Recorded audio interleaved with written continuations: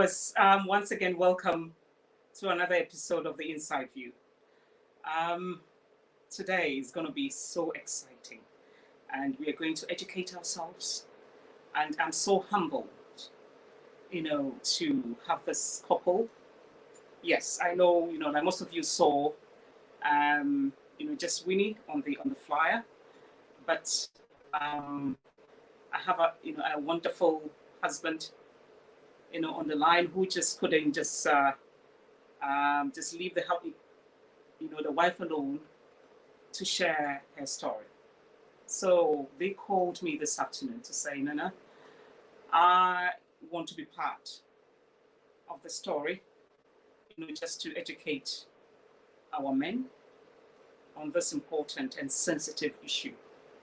So tonight or this evening, I have, on the show, Winifred Chebe, Ngwana, and also, who is an occupational health advisor, UK. And I have Dr. Teford Augustine Ngwana. So I'm so happy to have them here. And I have Winnie and I have Augustine. So, welcome to the Inside View. Welcome to the Inside View, Winnie and Augustine. Welcome to the Inside View. Welcome. Thank you. Thank you. Without wasting too much time, I would want you to tell us a little bit about yourself, Winnie, and then first I'll let Augustine also take over. So Winnie, just tell us a little bit about yourself. Good evening, viewers, and thank you for having me on the show, Nana.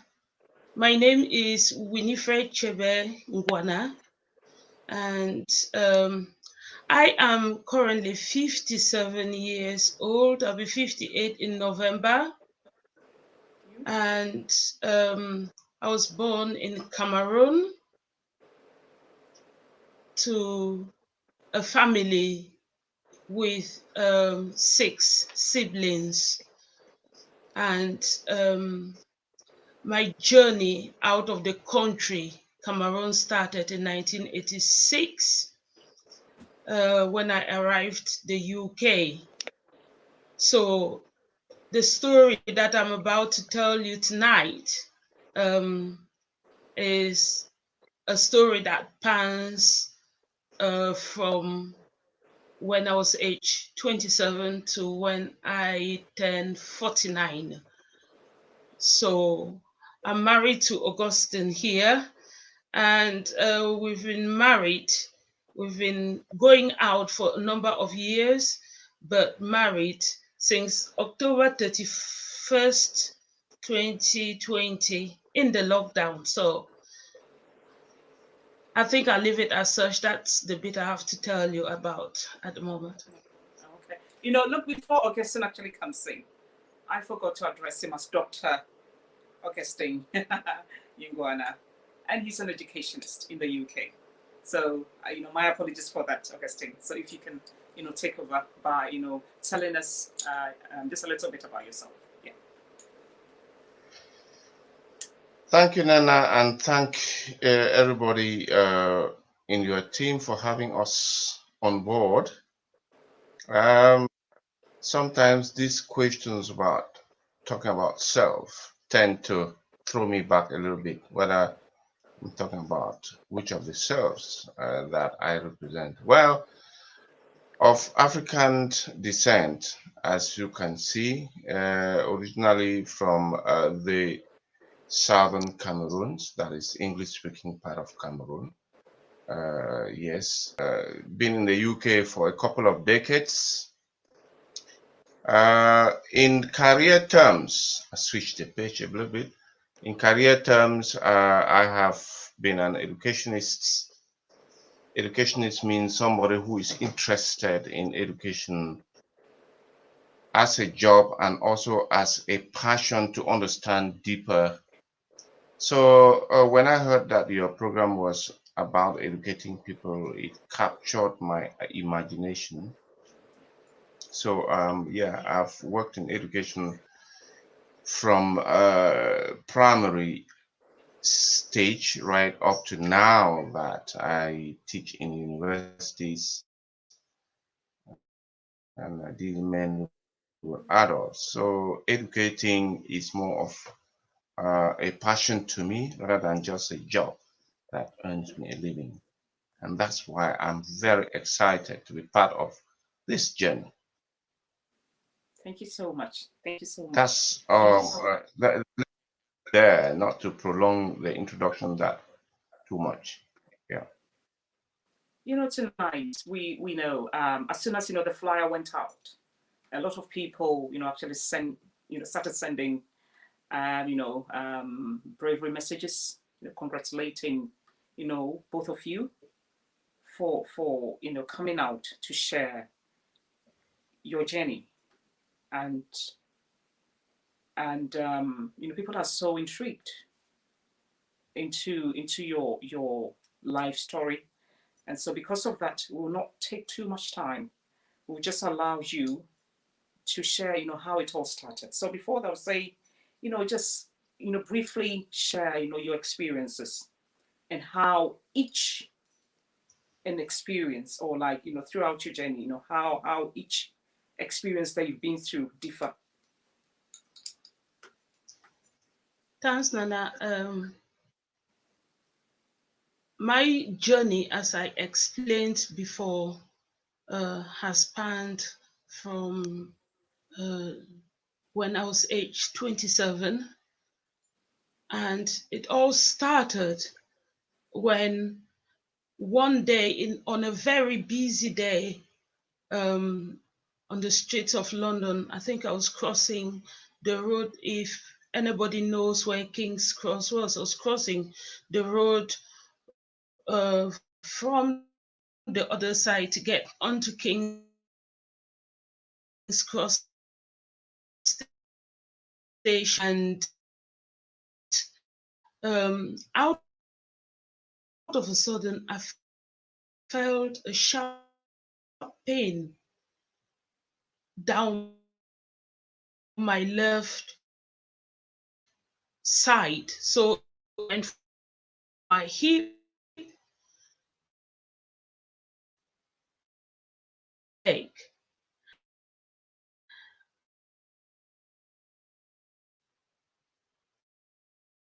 I, in my secondary high school life, I was very athletic. I played handball. And so this was 2 years after I had left school. So I was still top form, athletic. I felt that I could still play for my country like I did at the time when I was in high school. So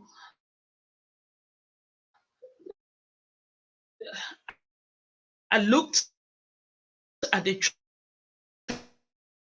traffic coming, but I thought I can be. Started running, and I felt this pain. That pain halted me in my track, such that the vehicles coming had to stop. They probably thought, is this woman mad or what? Why would she be crossing the road at this time? But what they did not understand was my perception was that I could that traffic, I could run. I could run really fast.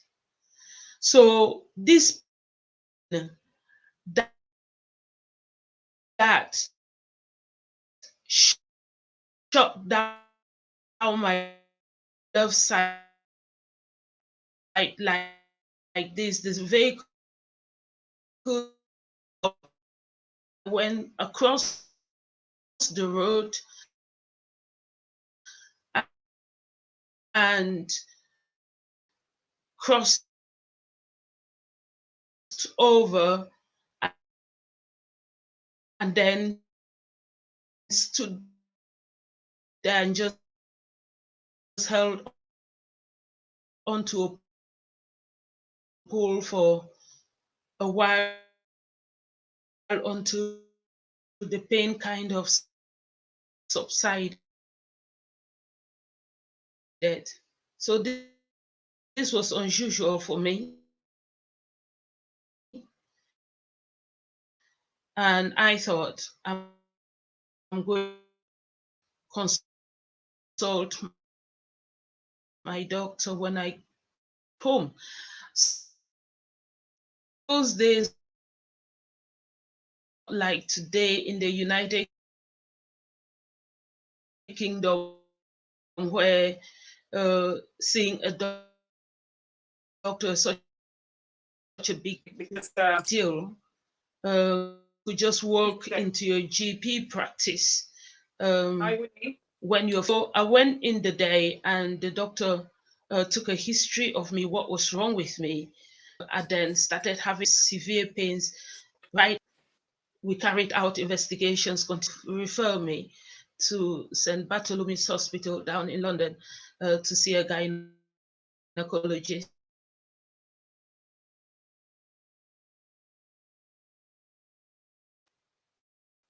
This can be very, very emotional. This journey started from, and the invest when I had already moved out, or at this point down to London, the St. A hospital in East London, where they did what they call, just as an investigatory thing, dogogram, with like an investigation into the SARP. So they did a test. Unfortunately for me, I was the only person who live with had migrated over to the United States. So I was, just imagine, I went there to hydro SARP. So I did not know what, but I had to put some post vaginal. So yeah, which will go into my, she says.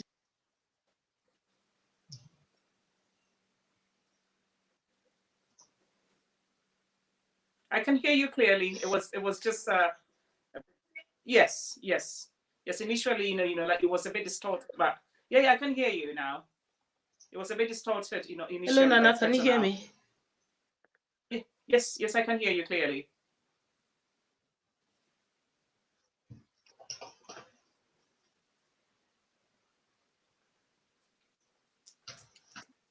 Hi, Winnie.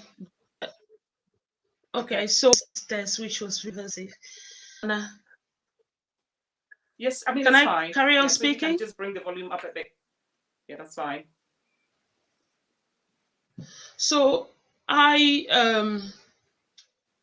went for this test, which was quite invasive, and I remember that I went into this room where they had to go through the vagina into my reproductive system to examine exactly what was happening, and they had to put this dye into my tubes and to examine what was happening. This was the most painful experience that anyone could go through, and I was on my own.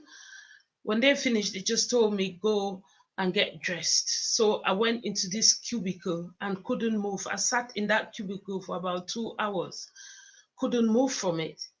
Anyway, eventually, I told myself, you can't just sit here all evening, you have to try and move. And I tried and moved and had to come back to Yorkshire that night and waited for the results of all of this. In the meantime, I then wrote to that hospital, to my GP, saying I wanted to transfer up to Yorkshire because I cannot keep traveling down from Yorkshire, Leeds, where I were, down to London to have this test. So they transferred my record up to St. James's Hospital in Leeds. So when that record was transferred, my medical record was transferred, they then took the results, or they then sent for me to go back into hospital. And as things would be, the results of the hydrosalpingogram that had been done in London were missing. Oh. So that was the start of this story, because I went in there and the consultant was like, what can we do for you? What? And I'm like, I was hoping that you would tell me the results of the test that I did down at Homerton Hospital, but nobody could. So they decided they were going to do another test. So, and this time, here is the point where the cutting start.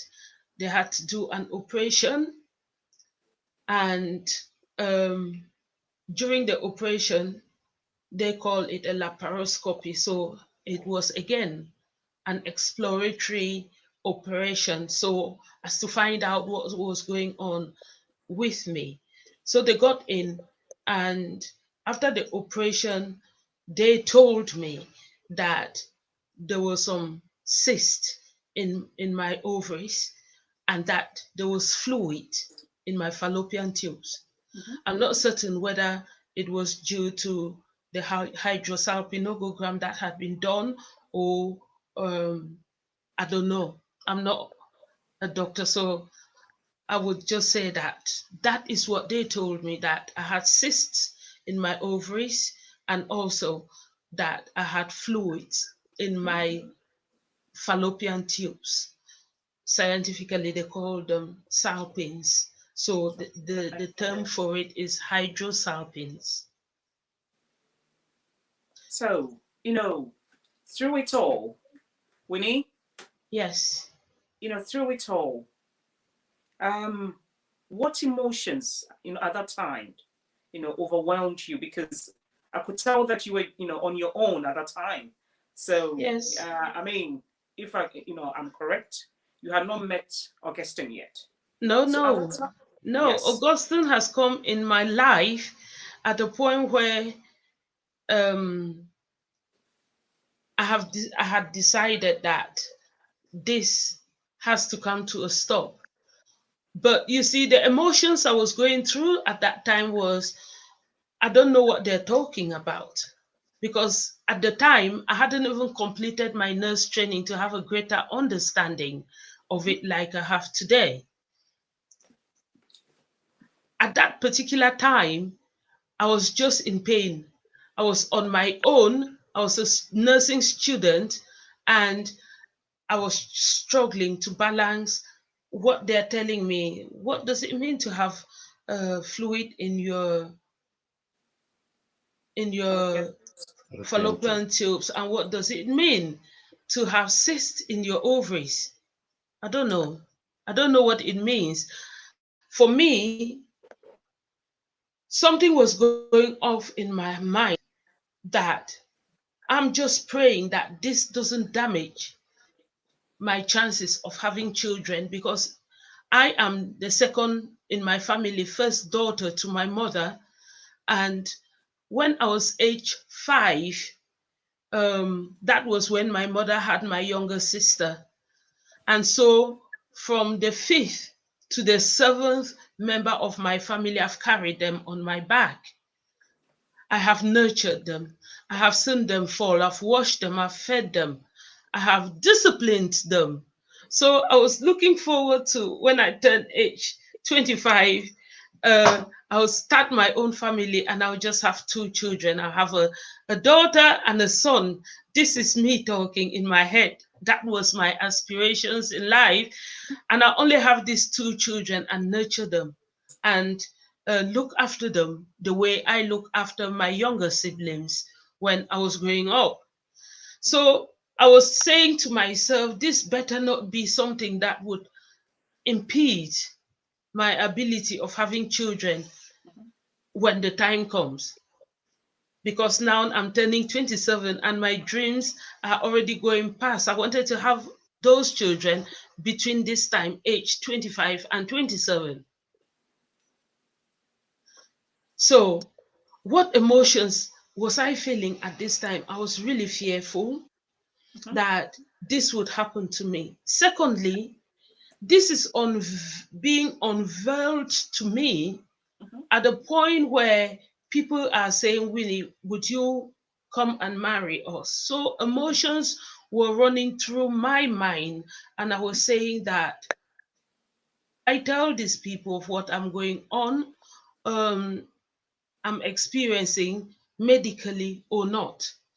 This was a dilemma which would then bring into life the fact that I stand for the truth at all times. I'm not going to get into any relationship without clearly sitting the person down and informing them of what it is that is happening to me medically. So after this first uh, salping, sorry, what I, yeah. Hydrosalping. Yeah. So after what the laparoscopy they did, they came back and told me this story, and they then gave me some medications to be taking on a daily basis to manage the pain that I was experiencing in my ovaries and also my lower abdomen. And then they would review, and nothing seemed to be changing at all. To the contrary, the pain was getting worse.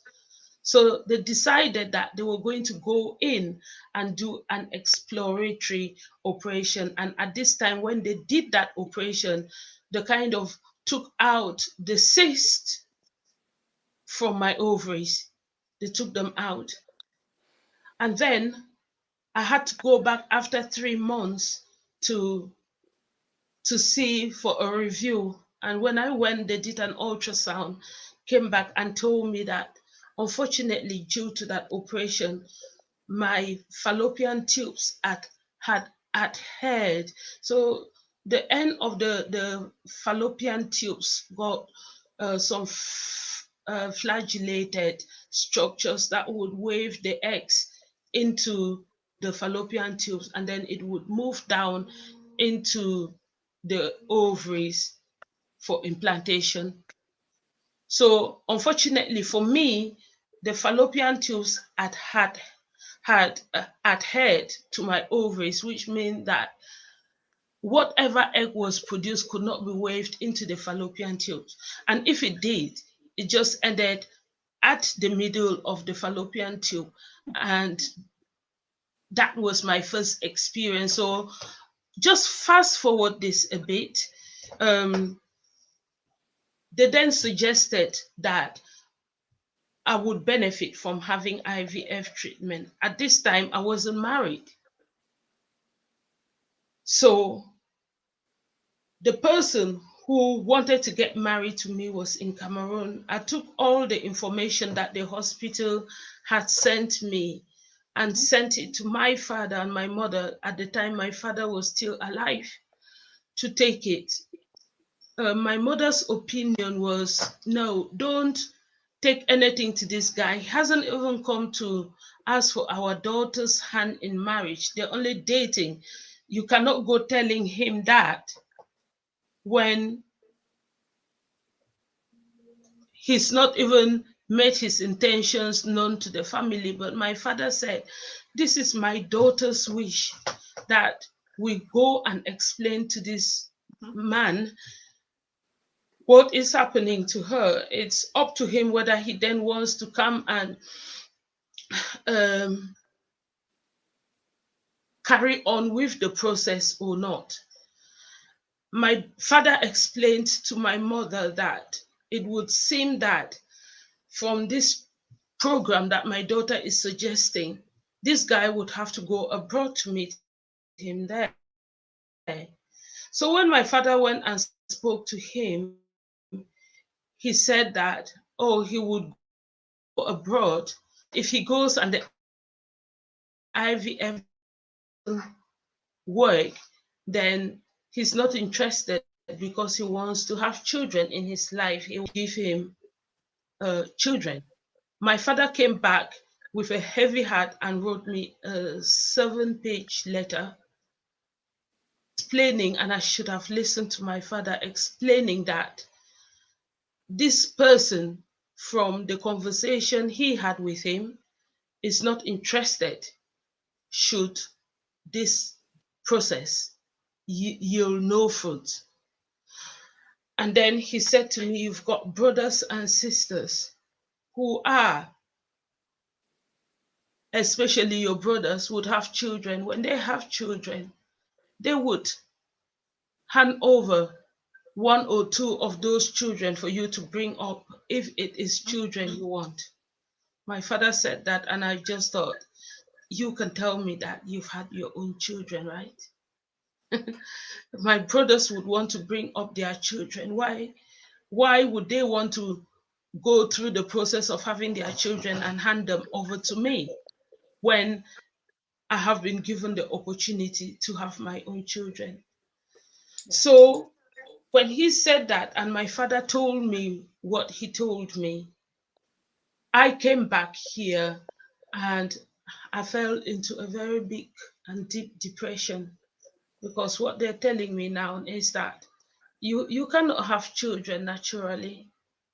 I cannot meet anybody and explain to them that this is what I am going through, and they would want to settle down with me. But it is my policy that I must explain to them. So you would forgive me that the way my life then panned out then was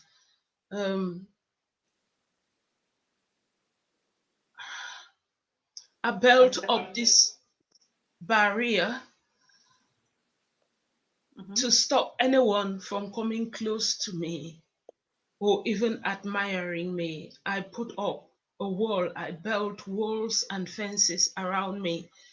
But I had a friend who I went to him and explained and said, this is the situation. The situation is I've gone to hospital. This is what they've told me. I can only have children through this. This friend was from Cameroon at the time. I can only have children in this particular manner. I know that you are not even interested in settling down with me or even having that sort of a relationship with me, but this is my dilemma. And my dilemma is that I would have always liked to have children.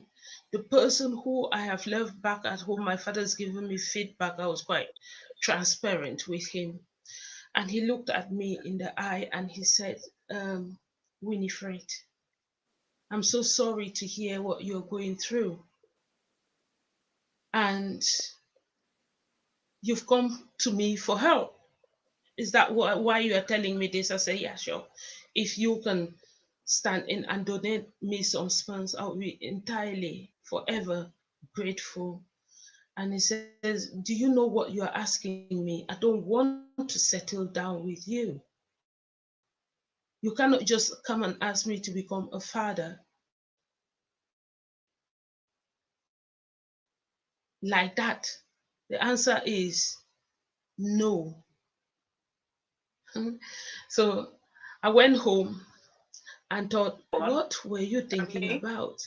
But 2 days after, yes. Hello, Winnie. Yes. Before you go on, I just Yes, want to Nana. and before you go on, I just want to ask you something because in our culture, when women are not able to have or get pregnant naturally, we think maybe in their youthful life they've had maybe several abortions. They've engaged in all like manners of immoral acts. So somebody might think, I mean, did you do any of such things, or what exactly was your condition like? Did you have any uterine problems? Any abnormal menstruation? Any like how was your situation like? So I had a monthly, every month I had my menses, Mhm. but my menses were only a 21-day cycle, Okay. Yeah, which is which is, normal. It's it normal doesn't say sometimes. that it doesn't say that you cannot fall pregnant on a 21-day cycle. There is Okay. no biological evidence to show that. And I've never fallen pregnant in my life, let to say have an abortion. Mhm. So one consolation I have, or what I kept telling myself was, I wish that I had fallen pregnant and had abortions so that it would justify me experiencing what I'm experiencing. Mhm. If I had had miscarriages or abortions, that would have justified the pain that I'm going through and not being able to bear children naturally. But I hadn't done any of those things. So I would not know where all of this is coming from Okay. or it came from. And so on one hand, I'm beating myself and saying, I wish I'd done and had these pregnancies or aborted. Then I would have a reason to say I'm being punished for that. But I didn't have any abortions in my life leading up to this. Viewers, if anybody has got a question for Mr. and Mrs. Nwanga, I mean, they'll be so happy to answer them for you because I know a lot of people, are listening. And so if you have any concerns, if you want to encourage, I mean, anything, on your heart that you want to share with them, any questions, anything, I mean, I'll be so happy to read it out to them. And they also answer any concerning questions, also for you, because I know this is a very, very delicate and a very, very sensitive issue. So we have a lot of couples who might not be so brave to come out and share the story. So if you have any questions, I mean, don't hesitate because we are here to educate ourselves. We are here to learn, and we are here also to encourage ourselves. No one has got a right to judge you, no, without knowing your story. So on that note, if you have any questions for Mr. and Mrs. Mwanga, I mean, they'll be so happy to answer them for you. So over to you, Winnie. Okay, so this friend of mine, Mhm. a few days later on, came back and said he doesn't want me at some point in my life to turn around and say I had the opportunity to help and I didn't. Mhm. So he said I would come and I would donate the sperms, and I said at least I would know where my children are coming from. Mhm. Let me just say here that at this time I did not even reflect about what God could have done for me in this process. I just knew that something has gone wrong and medically they have to fix it. My obstacle was that I wasn't married. Mhm. But now I've met this guy and put my story to them and they're happy to help me. So I'm going to go with it. So he came to the hospital and he was fully assessed. And they then agreed that we'll start this IVF treatment. Okay, there is just one thing that I want to share with the viewers, which is interesting. So this is me. I was first year in nurse training, and guess what? They had to do what they call pre-screening, Okay. occupational health, which is the field I am in today, had to screen me for hepatitis B, measles, mumps, and rubella, and tuberculosis. And for the tuberculosis, because I had a scar, they had to test to see whether the scar was protected me from my last BCG vaccinations, and I was afraid of needles. I was so afraid of needles, and here we are. They're telling me that I'm going to go through this IVF where I'll have to be injected every day. I cannot take needles. I cannot stand needles. How am I going to go through this process? The College of Health haven't sent me up to 15 letters, sent a last letter saying I'm out of the College of Health. If I do not, they don't want me to go and infect their patients with tuberculosis if I did have it. And so my not responding to the letters basically tells them that I cannot continue with the course until I've done that. So, having heard all of this, I went to my GP and cried to my GP. So, my GP decided that he would do the HIV test himself. And when he came to do that HIV test, I shouted, I screamed until the whole neighborhood came out, because my GP practice was in the middle of the neighborhood where I lived. Even the police came out. What's happening here? And my GP then wrote to the College of Health and said to them that this woman has got a severe phobia for needles. She's not turning up, not because she doesn't want to turn up. So here I am, on the one hand, not being able to take something which lasted, it's just like a blink of an eye, and that test is done. I can't have it done. How about all the injections that go with injecting yourself or being injected when you embark on the IVF program? So my GP looked at me and he said, now we can see we're going to have lots of difficulties with you. And so he had to put me through hypnosis. Wow. So you can see how this program, the IVF, in essence, helped me, for the GP to help me go through the hypnotherapy so as to have the BCG HIV test. And that then also helped me when it came to the point of the injections, so to say. So fast forward a bit, and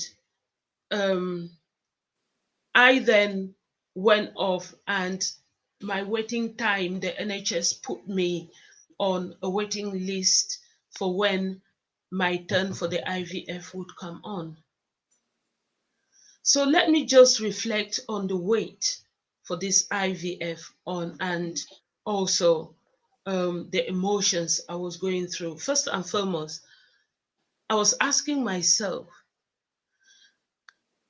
this cyst in my ovaries, what are they going to do to me? Are they even going to allow them for me to be able to produce viable eggs? I don't know. But the good thing was, at the first attempt on my IVF, I had 25 eggs collected. Oh, wow. And out of these 25 eggs, 19 were grade 1 eggs, which meant that I produced the best eggs. Interesting. And it is a wonder. And a woman, who produce that standard of eggs should be able to to have this fertilized and moved on. But that was not the case for me, because my first attempt at that IVF, due to the nature of my fallopian tubes now, at this time I still had all my tubes in place. Mhm.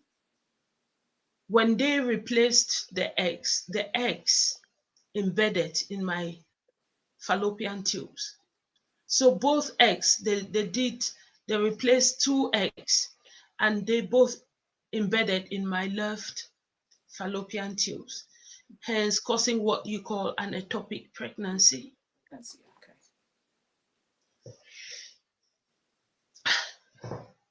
And how did I find out? I was in the city center when, that pain that I had down in London came back.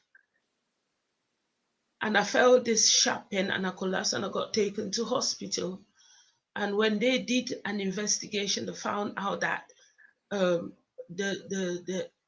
embryos had embedded in my left fallopian tube. So they had to take and had damaged my fallopian tubes at that point, my left fallopian tube. So during that period, when they took me into hospital, they had to take out the left fallopian tube out. So I'm left No, with. I mean, sorry to cut you short, but I know this is so emotional for you, and I just want viewers to know that sometimes it might not be your fault at all. Here we have listening to Winnie with healthy, even the best grade of eggs, yet nothing could happen. So sometimes we are so quick to judge women. Oh, why isn't she having children? But we don't know what some women have done behind the scenes. And I am so emotional myself listening to her story. So instead of judging our fellow women, just have children, just have children, we should try and empathize with them, get to know their story, and we like, if we have any help, we should always actually offer our hand. I would say it could be in any form: prayer, advice, counseling, or anything, rather than just stigmatizing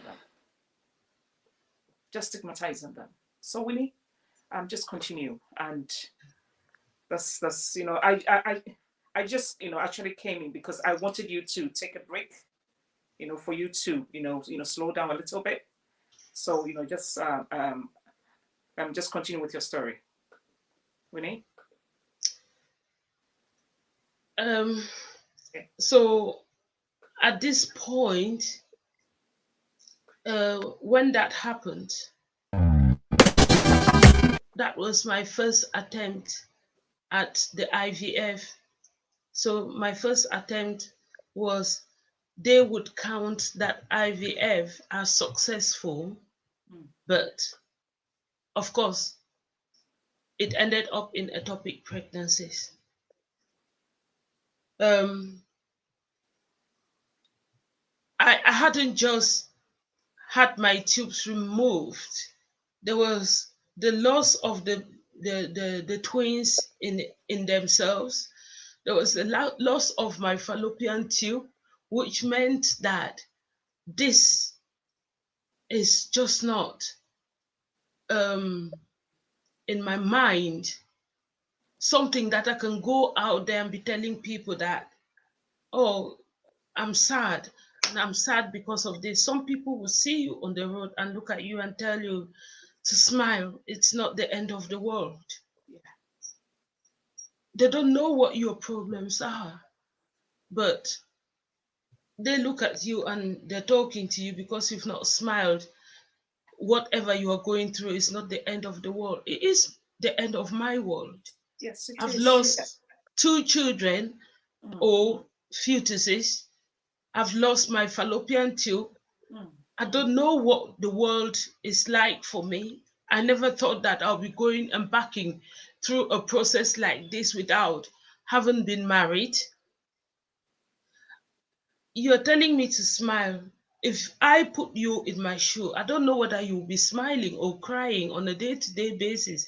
But you see, you cannot come out and tell people that I'm sad because I'm grieving. I've lost all these things, which are really vital things in life. But I did lose them.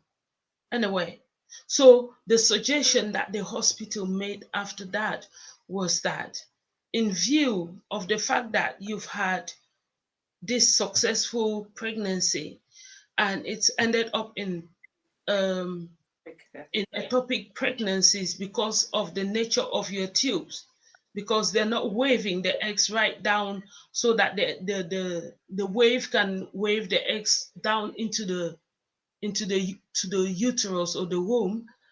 The suggestion is that they take out my right fallopian tube as well to increase the chances of me falling pregnant the next time.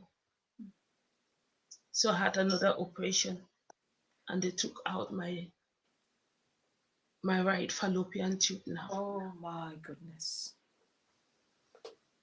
Yeah, so when they took out the right fallopian tube, then went off and then tried the second IVF cycle, and the first 3 were offered by the NHS for free. Then after the first 3, their policy is that you can then choose to pay for it as an NHS patient, which means that the price would be cheaper than if you went on a discount. So my second IVF cycle failed. There was no pregnancy, and the third one led to pregnancy, and I carried that for 12 weeks. 12 weeks? Yes. So they went to check the heartbeats of the fetuses, and it had stopped. So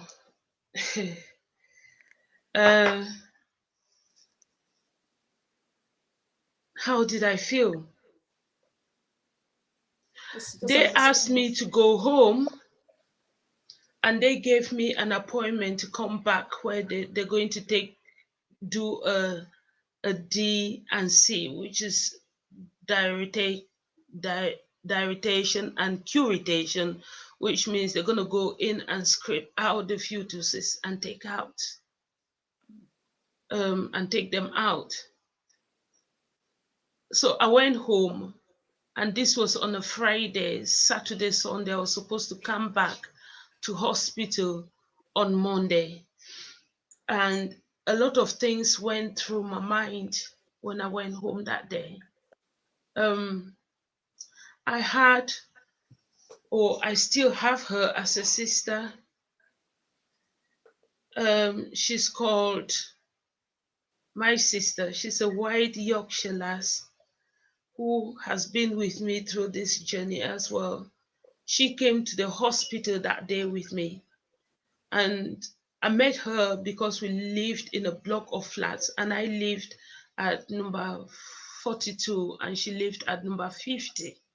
So Winnie, yes, when you were going through all this, did you have any support around you? Did you have anybody, that you could maybe from time to time maybe confiding? Did you have anybody at all? And did you have any support system or structures that you know? No, I only had this sister I'm telling you about, who's called Jackie. Okay. And the guy who, for him, he didn't see it as his priority. This was my business. He's done what he promised he was going to do. And so that's why on this particular day, my sister, we went to the hospital together. she was there for me because she lived next door to us. So she was there. When I went home from the scan, and I got told that the heartbeat of the fetuses wasn't there, a lot went through my mind. I thought, I really cannot take this anymore. I think I might as well just end this all up. Um, what is the point? I couldn't see how I would even have the fetuses taken out. I just felt, of course, the outcome of this is that if they don't take them out, then they would die. And if they're already dead. So it would not just break out. The likelihood is it could infect the whole system and cause a systemic breakdown. So I was prepared to go through that side of things and not make it. I knew this was the time to totally give up because I could not mentally handle it. Yeah. I couldn't. I couldn't go into the hospital to have them remove my babies. Um, it was it was really hard from a mental point of view. I contemplated that to stop all of this, I could just kill myself. And but luckily, Jackie was next door and stayed with me all that while. She took the time off work. She stayed with me, and um, I refused to go into hospital that day. She virtually dragged me, screaming. I'm going into St. James's. When we got into the lift, I just collapsed and I just sat down on the lift in the hospital. People coming in, and I just sat there. You know how Africans, the mourn. I was wailing. I was like, why is this happening to me? I can't go up there. It was on the 7th floor at Chancellor's Wing. 7th floor, I'm not going there. Jackie dragged me into the lift and took me up there, and then they took the fetuses out. And so that was my third cycle. And in this point, the eggs are dwindling down. The eggs had been frozen, so they dwindled down. And I went away and started raising money. I was a student nurse. And if you saw me, excuse me, in the day, I didn't sleep in my house. I went to class, I came back, went to a nursing home to work, came back, got some people to plait their hair. I didn't sleep. Oh, my blood pressure was quite high. It was up there because I wanted to be able to fund the IVF cycle when the time came. I didn't want money to be the factor that would stop me from getting this my so desired babies. Um, so I was never at home. I was at work. I was at college. I was at work. Mhm. So when you were going through that, Nana, can you hear me? yes, yes, I can Or hear can the you. viewers hear me? So, can Yes, you yes, hear everybody me? can hear you. Yes, yes, I So, can hear you. I did not have any support system whatsoever. I did not have any What I'm support asking is, system. I had to. what I'm asking is, like through it all, what did your parents actually think about you going through all this? Because I have a feeling maybe you might have told them, what you were going through here in England. So what were their concerns, as parents? Because every parents, wish is for their children to have, their own children. You know what I mean? To have their own, to see their grandchildren. So for you, were you able to break the news anytime the IVF actually failed? Were you able to break the news to your parents? Nana, it was very difficult to contact Cameroon. It's not like today where we've got all the WhatsApps and all the communication platforms that you can be able to call Cameroon for 10 minutes. My parents did not have a, a phone in the house. They would have to travel to some miles away to go and wait at a particular spot to answer the calls. And it cost a lot of money to do that in those days. Okay. So they knew that I wanted to do this when it happened, that I sent the documentations to them in the first place. But the other part of it where I had to go through and convince this guy, they knew nothing about it. They didn't know that. Oh, okay. And I'll I let you didn't. continue your story. I'll let you continue your story. But I want, Augustine, to actually educate, our men. Because obviously, I have a feeling maybe he met you when you have, actually, or like you were going through maybe this process. I'm not too sure about that. I mean, I stand to be corrected. And if so, when he met you and you had told him, your experiences, how did you feel, Augustine? And what was going through your mind? Because you've met a lady that is so honest, with her past, with her experiences and everything. And then you were still okay to stick with her. At that time, like when you met her, what was going through your mind? And also, did you have any fears of introducing her to your parents? And if so, did you think about what maybe they might think if she's not able to bear you any children? Augustine? Thank you, Nana. Yes, that it was a rather traumatic thing to know that she had gone through this.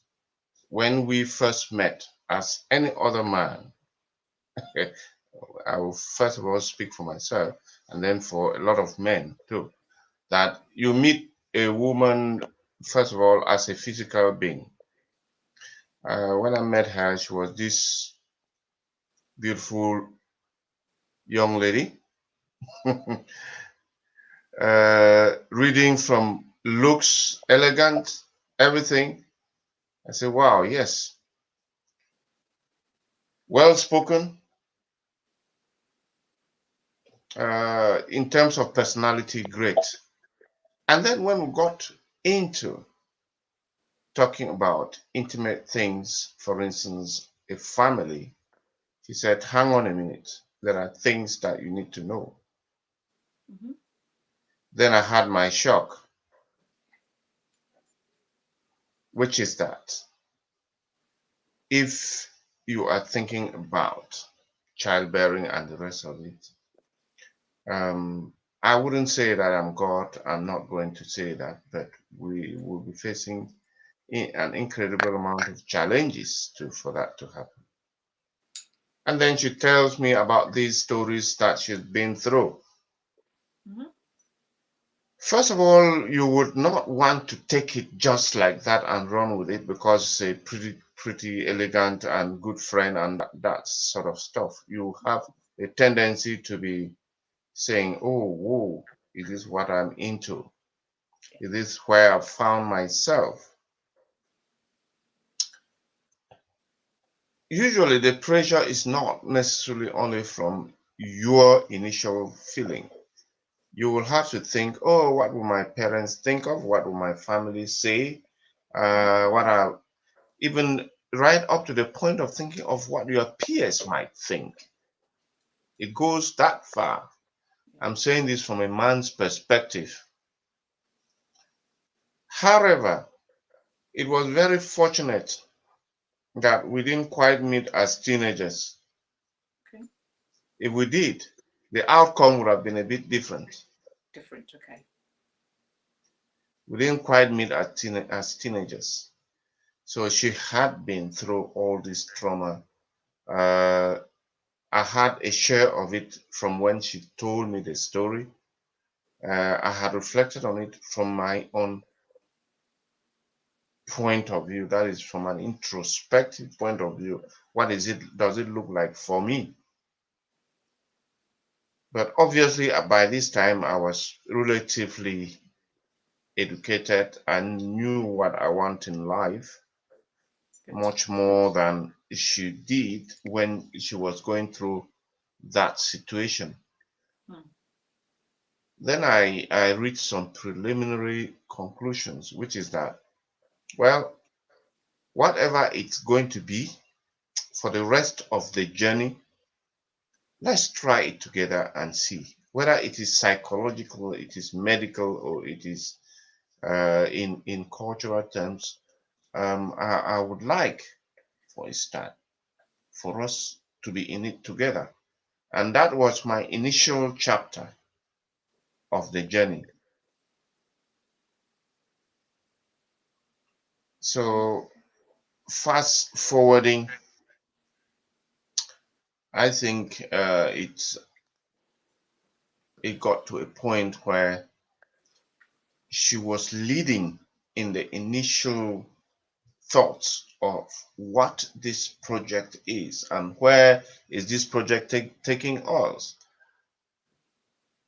We had a period of spiritual awakening, I would describe it, whereby um, she decided initially that, look, the medical pursuit for getting to half a dozen cycles of IVF has got to stop now. I will not do any more of it. Mhm. Then my question to her was that, what about the instinct and dream of um, having a family? She says she still got it. I say, all right, I think hypothetically that a family in that sense will not be biological, which means we can still express our instinct to impact and bring up children Hmm. and bring up adults that will leave a legacy with. And we'll find that the society has those opportunities for us. I mean, Augustine, Yes. before you go there, I'm so glad that you mentioned, the spiritual, aspect, because like in our various culture, when a woman is not able to, bear her own children, sometimes, we put all the blame on the woman. And here you are, you've met, a person who has been so, brutally honest about herself that look, this is my fault, because she could have decided actually to be quiet about this whole thing. And two, we subscribe to all manners of spiritual whatever, where we have the spiritualist, the herbalist, the all forms of things that you can actually go through to bear a child. Did you explore any of those, like in your quest for a child? Did you explore, let's say, the herbalist, the spiritualist, the pastors, the prophets, all kinds? Did you explore any of those? Can I answer that, Nana? Okay, sure. Mhm. uh, I'll let w- you continue, Augustine. I've not forgotten you. w- Yes. I'll let you continue. Yeah. we had gone to cycle 3, hadn't we? Yeah. Yeah. So oh yeah, I'm telling you that I know Augustine has brought in the spiritual side of things into it, Hmm. but the the the other side of things was that I have never always been born again. Okay. My born again, I was a Christian, but I wasn't born again. Okay. So the person who I am today, if you turn the clock 5 years, so I would say from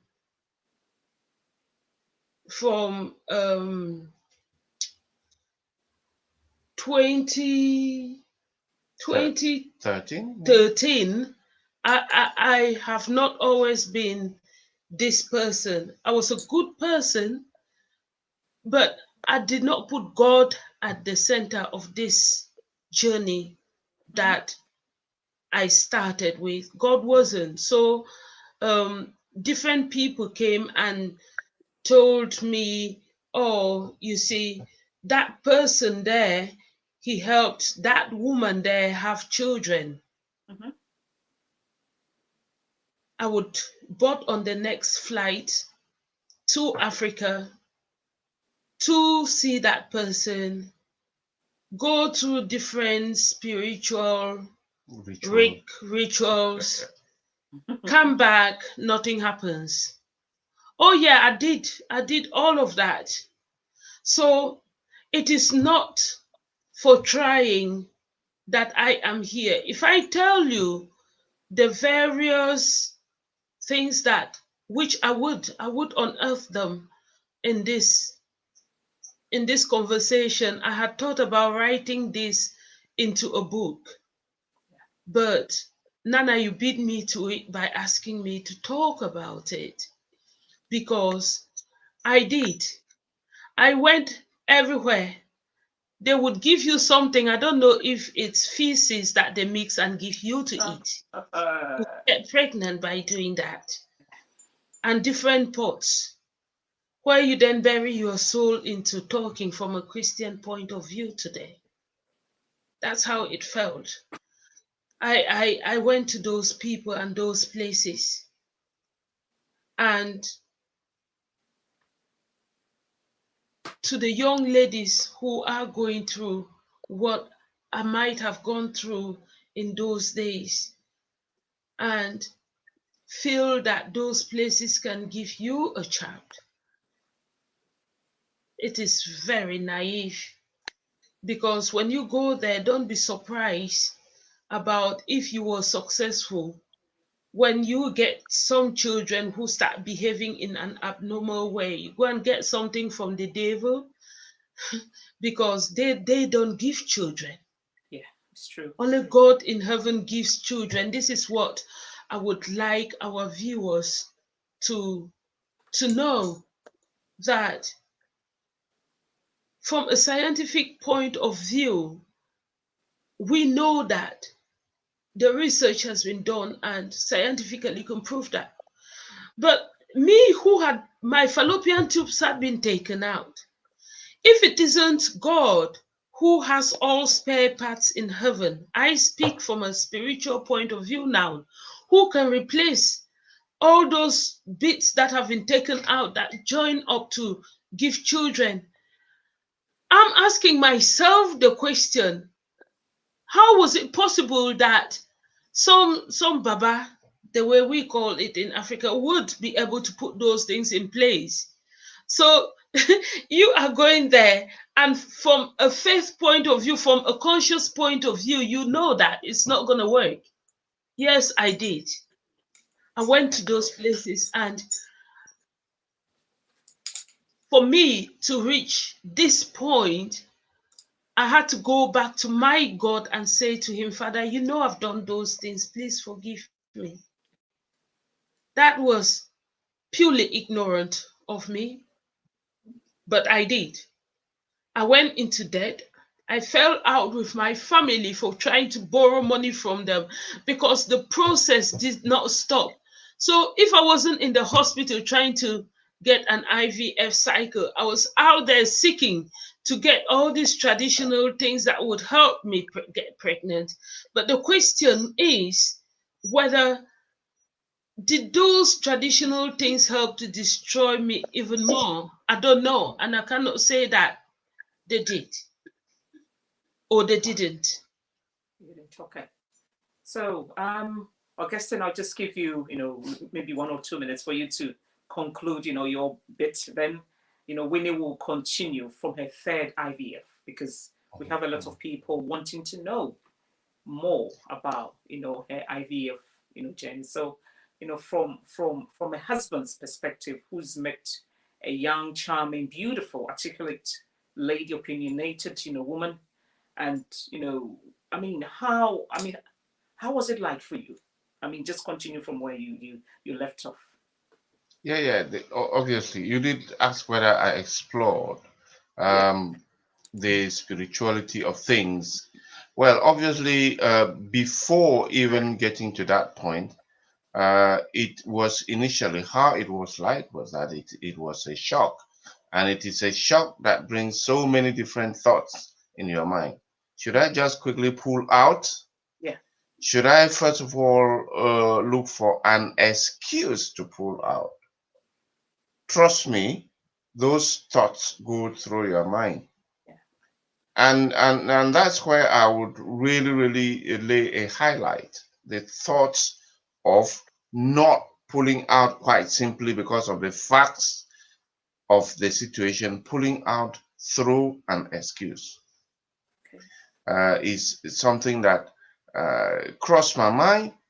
But because I had to reflect on it very long and hard, mind you, I wasn't um, very young. I was not naive in any way. I was actually already very well educated, I would say. So I reflected on things very well. So should I use an excuse as a window to bail myself out of a potentially very good relationship? I concluded no. Should I get into spiritualism to explore? Well, obviously, you have family members who would suggest all sorts, well, as Africans would understand what that means, who would say, oh, we know of this person or that person, come and do it. But I had already developed my own ideas to the point that I could say no to it. Okay. And in a lot of those cases, I would discuss that with her, and she would say yes. I would agree with the objection. So usually, those thoughts go through your mind. You are going through your own traumas as it is. But in my specific case, those traumas ended up with me having a dialogue with her about it, and then we moved forward, and we've been moving forward based on that level of transparency. If you Okay. might So, want to call it. yeah. So, Augustine, if I may ask you, what do you hope, you know, couples watching you, could gain from actually listening to, actually both of you, from a man's perspective? What do you hope or think, couples going through the situation, that they can actually tell people, but then they are watching you. What do you want to tell them, especially the men or families, or you know what I mean, our in-laws, our sister-in-laws, and brother-in-laws, and even society in general. What do you actually intend, them, to gain from this conversation?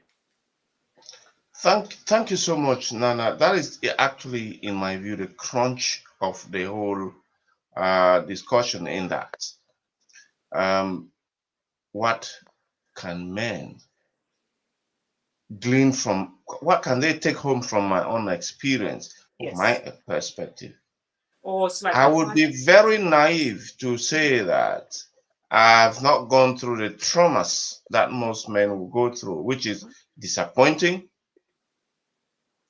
dreams seeming to be drifting away, the dream of the instinct of procreation drifting away, the impact of family, peers, and other forces, social forces that kind of oblige you to say that your ideal woman is the one that is going to bear children for you. Though you will go through, everybody will go through that, except you are that kind of person who deliberately gets up in life, which they do exist, by saying that I don't care about having children. No, I am not. And I did not go through that. I do have those instincts of procreation. But a lot of it tend to end up in wrong conclusions. The only thing I would draw from my experience in saying that a family as a unit, as a nucleus of society, is very, very important. Children are part of it. But what the ambition of parents would be is to hand a baton, to hand a legacy, to hand some sort of your name, as we say it in Africa. So the handing of the name does not depend only on biology. It can depend on other things. That is my point of departure on that page of discussion. Okay, we'll come to that because we've got people wanting to know much about Winnie's IVF chain and how she's managed to come out so strong, very bold, seeking seeking validation for women, who've actually gone through all this, trauma, and wanting them to know that, look, you've done your best. Just hold your head up high. It's not the end of the world. It might, it might be so easy to say, but then for her to come out seeking validation, for women to be accepted, just like any other woman, I'll say, look, my hat's off to her. So I think, viewers are more, I would say they're so patient and they want to know much about how she navigated, all the IVFs that she went through. So Winnie. Oh, Nana, after my third IVF, what I did was, as I said, also sought to go and look at other means of resolving this issue that I had.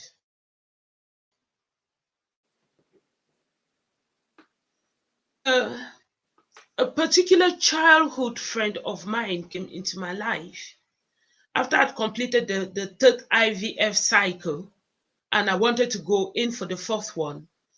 They went and did some scans for me. And at this time, found out that I had developed fibroids in between. And these fibroids were occupying a very big part of my uterus. And they said to me that to give, the first option that had been given was to take my right fallopian tube out. Yeah. It would give me a better option of becoming, a better chance of becoming pregnant. Then the next chance that I was going to get was have another operation where they took the fibroids out. So I had to undergo another operation to take the fibroids out. When they took the fibroids out, at this time, when and they suggested that when I come back after the fibroids are healed, then we'll start a new IVF cycle. So I went back to hospital then after for my checkup, and they gave me a date to come. At this time, I had met somebody from Cameroon and gotten married to them. That was my childhood friend. And he used to live in Germany. So he came over to the United Kingdom in 2002 and we got married. And for me, this was a greater chance that there wasn't somebody there at the time who would support me through the process. But now I have a man who I have finally gotten married to. We are going back to the hospital and we thought it was going to be easy. And then when we got into the hospital, they gave somebody, and it's so strange because that woman who did the pre-counseling was Yeah. also called Winifred. Coincidence. I thought this is a coincidence. So we went into the room and they started asking him if he's ever fathered children before. And he said yes, he had. And how old was the child? And he said 1 month. And she said, then what are you doing here? And she said, just stay there for a minute, I would come back. So she went out, and I don't know what discussion took place, but she came back. And when she came back, she said to me, did you know that he had a child? I said, yes, I know that he has had a child because I have had that discussion. So out of this wedlock, he had gone off and had a child with some other person. My question, which I had to ask at the time, was whether I should kick him out or carry on with my life. I've gotten married to somebody. I'm here to facilitate me have a child, not to facilitate him have children elsewhere. I did not ask him to go off and have an affair outside. He's had the affair which is led out to a child. So that should stop me from having children. They said that I knew about it. So what the NHS told me was that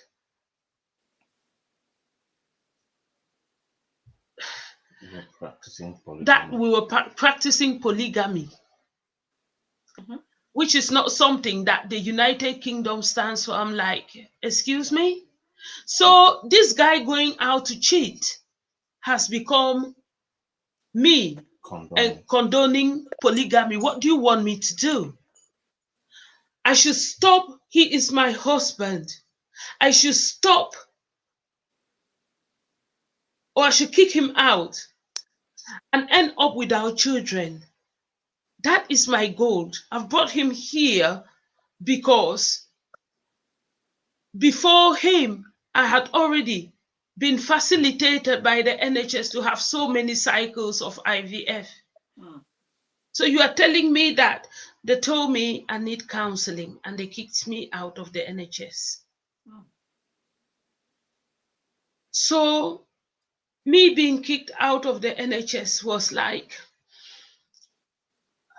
I remember that I was in my room for 3 days. I didn't eat, I didn't sleep. The whole world was spinning around me.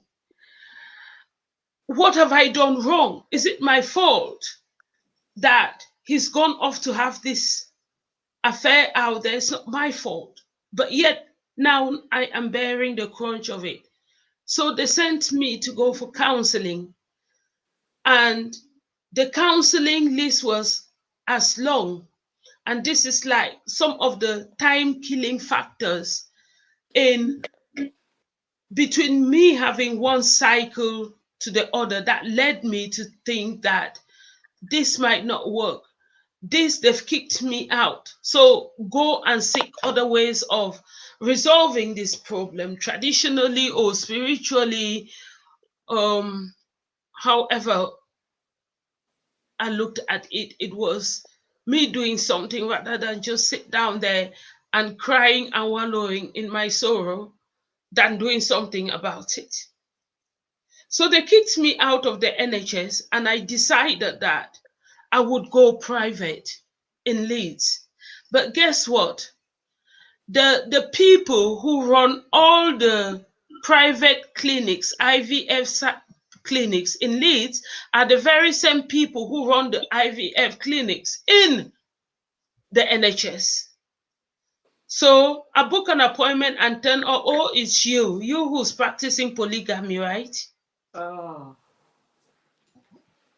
So I'm kicked off. And at this time, I then decided, this is it.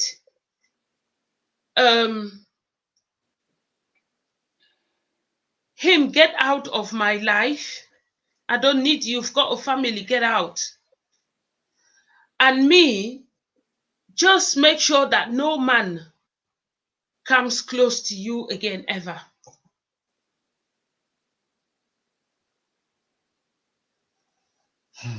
I didn't know Christ. I could have happily turned lesbian or something.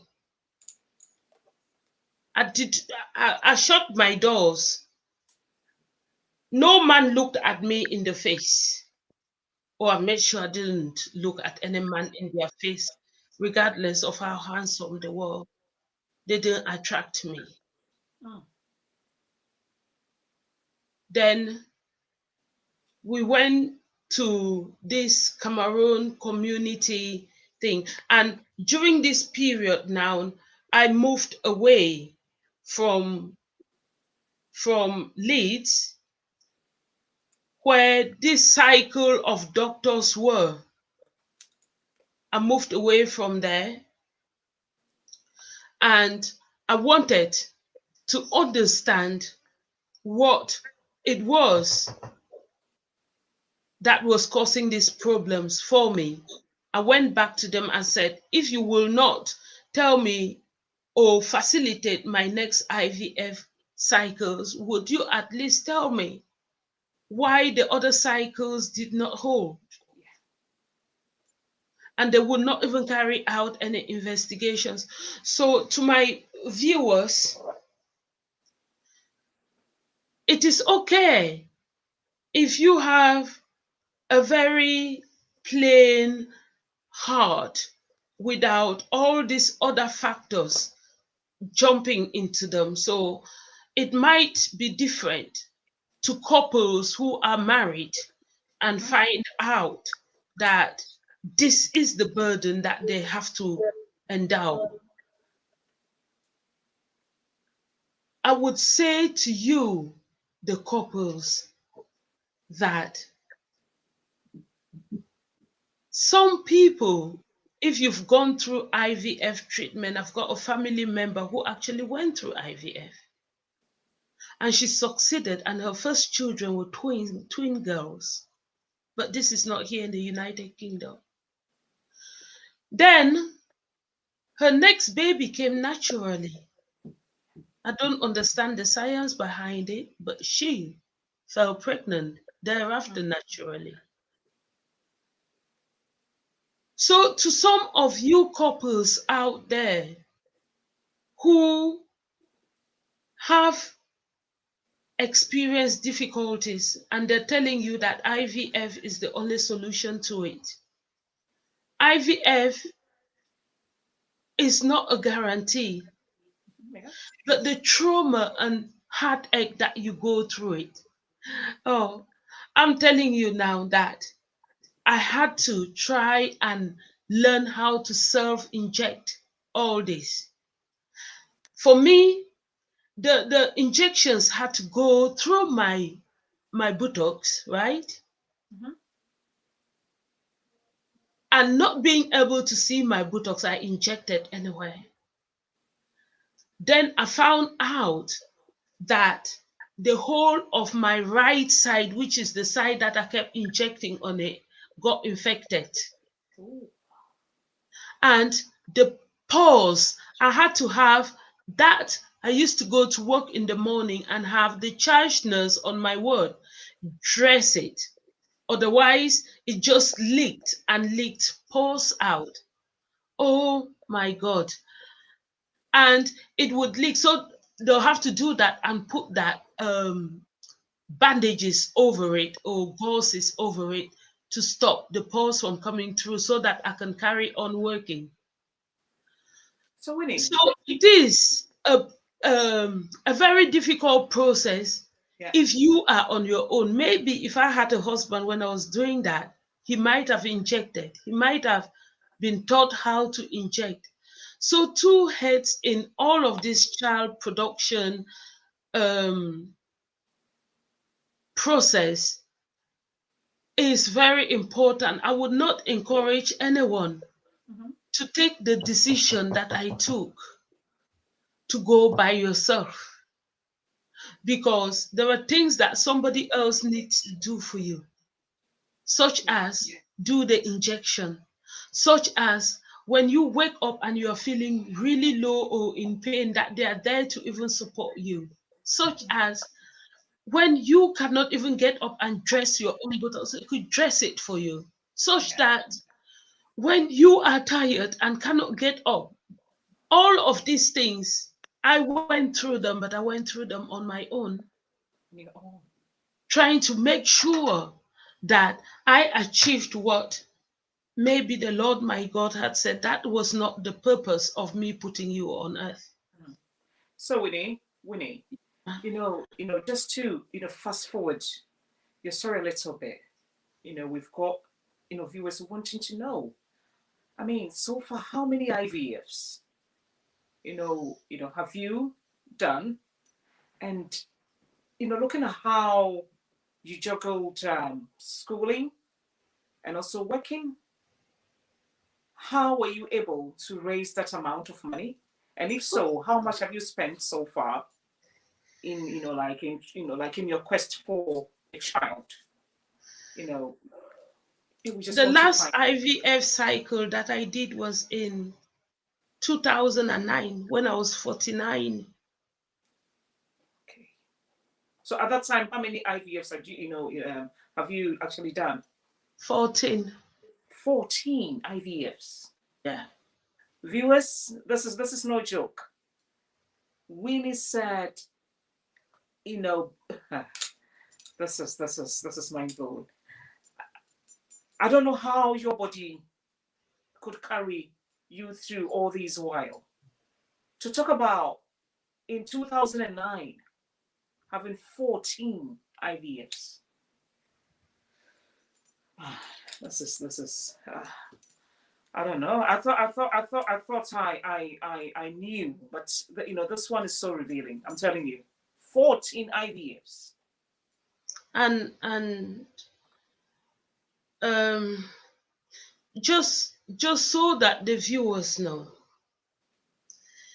my last two cycles, I had vowed that these two cycles have to be successful. Hmm. So I embarked on a journey to find out.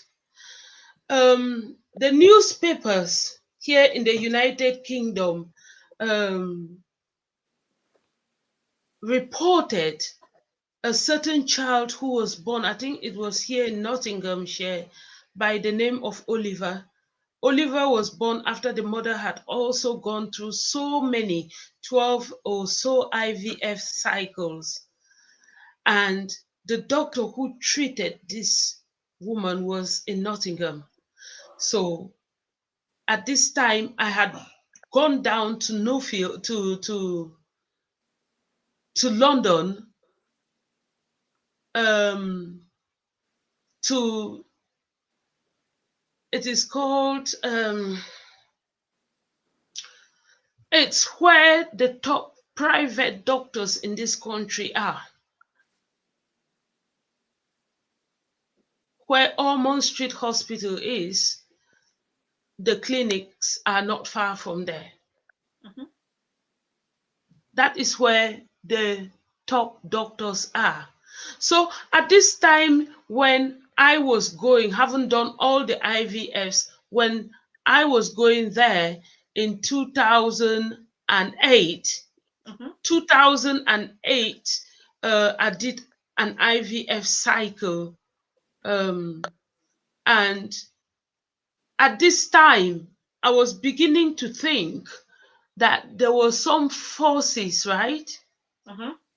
that were stopping my IVF from happening, I can rationalize and say that something, it could be God, it could be some unnatural forces. I come from Africa and I can tell you that the happenings were unusual, right?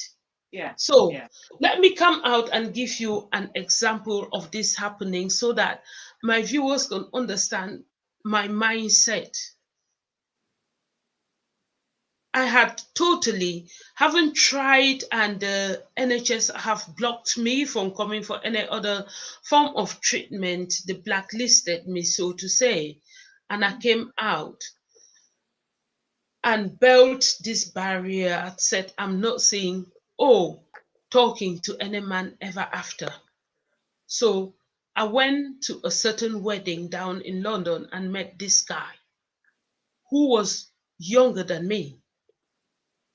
And he was the photographer for the wedding that we attended.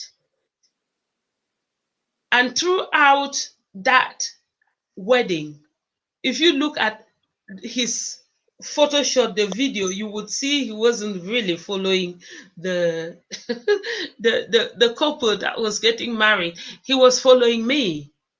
I've never met him before. And my sister-in-law had brought these two mutual people together, and he knew one of the people, so that's why he was like the photographer at the wedding. So he ended up, when I was about to leave, he told me he had been following me throughout the the occasion and that he wants a relationship with me. And I laughed. This is at the end of the time where my barriers were pretty strong. So I looked at him and laughed, and I said to him, I wasn't interested in any man. So he should stop wasting his time. And I wasn't interested. He says, at least give me a number so I'll keep in touch. I said, if you are interested in me, go and find my number. And he went and found my number a year after and contacted me. And he said, it's me. And I don't know who you are. It's that guy who you met at the wedding. You remember you told me if I could find your number, then you talk to me. And I said, so what is it you want? And he said he wanted a relationship with us. And I'm like, no, not interested. He said, just give me a chance. So I said, now that you are here and you're talking to me, Uh-huh. you are a young person. Why can't you just look for somebody who is your age and build a relationship with? He said, his age doesn't matter because he's pretty mature himself. So he would come with us, whatever my journey is. And I explained to him that the reason I am not married is because people have come into my life. People, they've come and they found out what my weaknesses are, which is that I cannot have children naturally. He said, but you don't know where I'm coming from. When you try that IVF with me, it would work. That was faith. I thought, if you have faith like that, maybe, just maybe, I should give this guy a chance. So uh, he said he was going to go through that IVF treatment with me and everything. And I thought, oh, thank you, God. Maybe this is another chance that I have been given. And we went to the top place in the United Kingdom, down in London. And when we went, on the day when, first and foremost, at this time, I had stopped producing eggs. So we had to get a donor who was below 32 years of age, below 35 rather, that was the policy at the time, who would produce eggs which would be like the eggs that I started producing when I started the IVF at the age of 27. So we finally found somebody who would give us the eggs. Okay, and the process is that they would give this person, haven't screened them, they would give them medications and give them all these injections, and at the time they'll be treating her and treating me. So she was supposed to just produce the eggs for me, and they would then treat her and get her to produce multiples of eggs. And obviously, these particular donors had something wrong with them as well, but they could not afford the IVF treatment.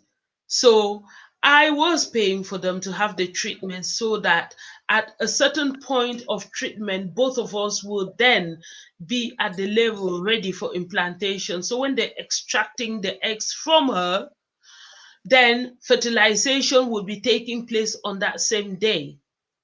So on this particular day, my partner would be invited to the hospital, or if it's your husband, would be invited to the hospital, and the donor would also be in the hospital as well.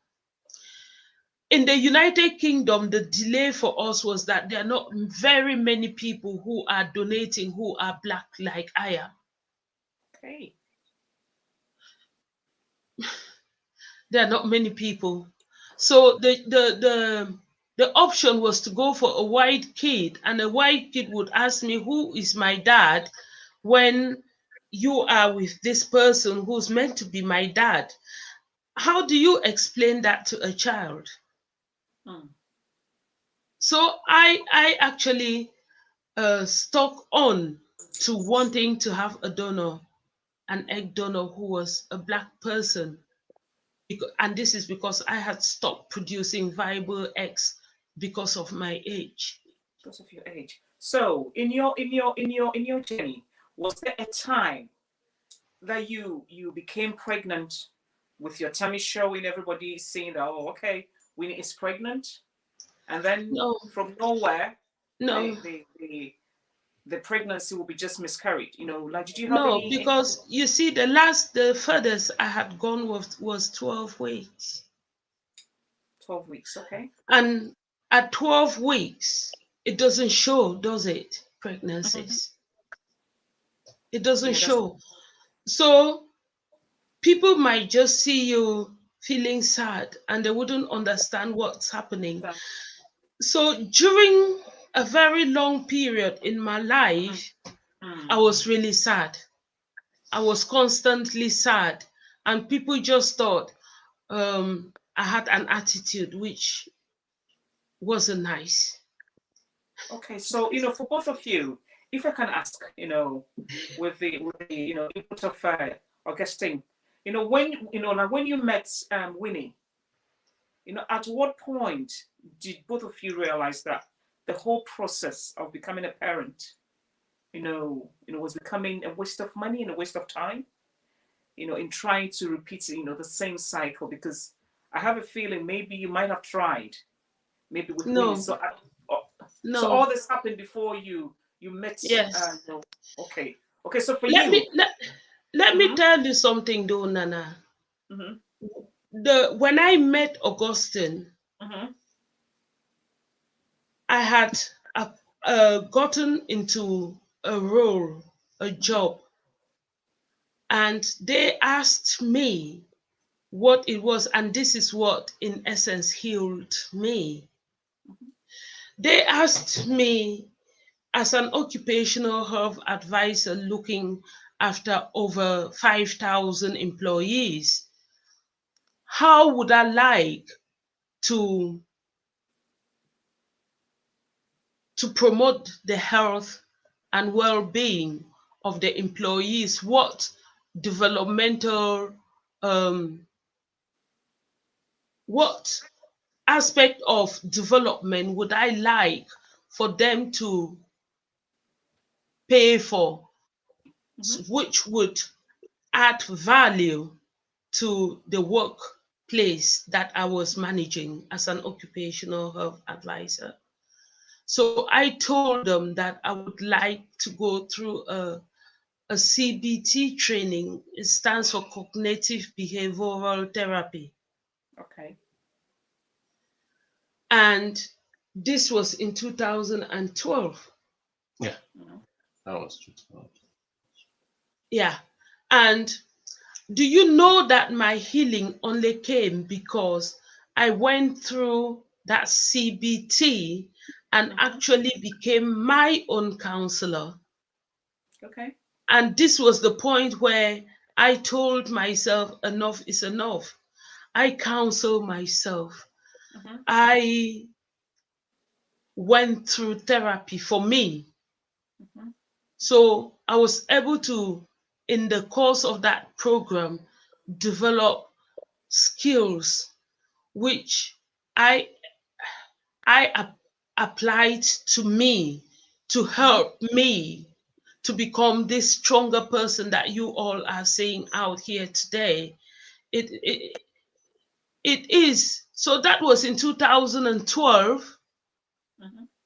But the other thing that has made me stronger is that 3 years later we met a very strong man of God who took us to my pastor, and that's where you met me, Nana, at church. I met a pastor called Pastor Joey, who took me to Pastor Kofi. And they have been my rock. That New Joy International Gospel Church has also been my rock. They've prayed for me on a day to day basis. But going back, when I met Augustine, and I met him at the point when I met him, I was doing this course as well. So it kind of fell into place that although he was there hearing these things that I was saying, and me still saying that I wanted children, but also saying that I will not go through the IVF cycle again. I will entrust and give everything to God and let Him decide whether going through another IVF cycle is an option. Okay. So I mean, if that was your thinking at that time, you know, I know there's a feeling of guilt. Like sometimes.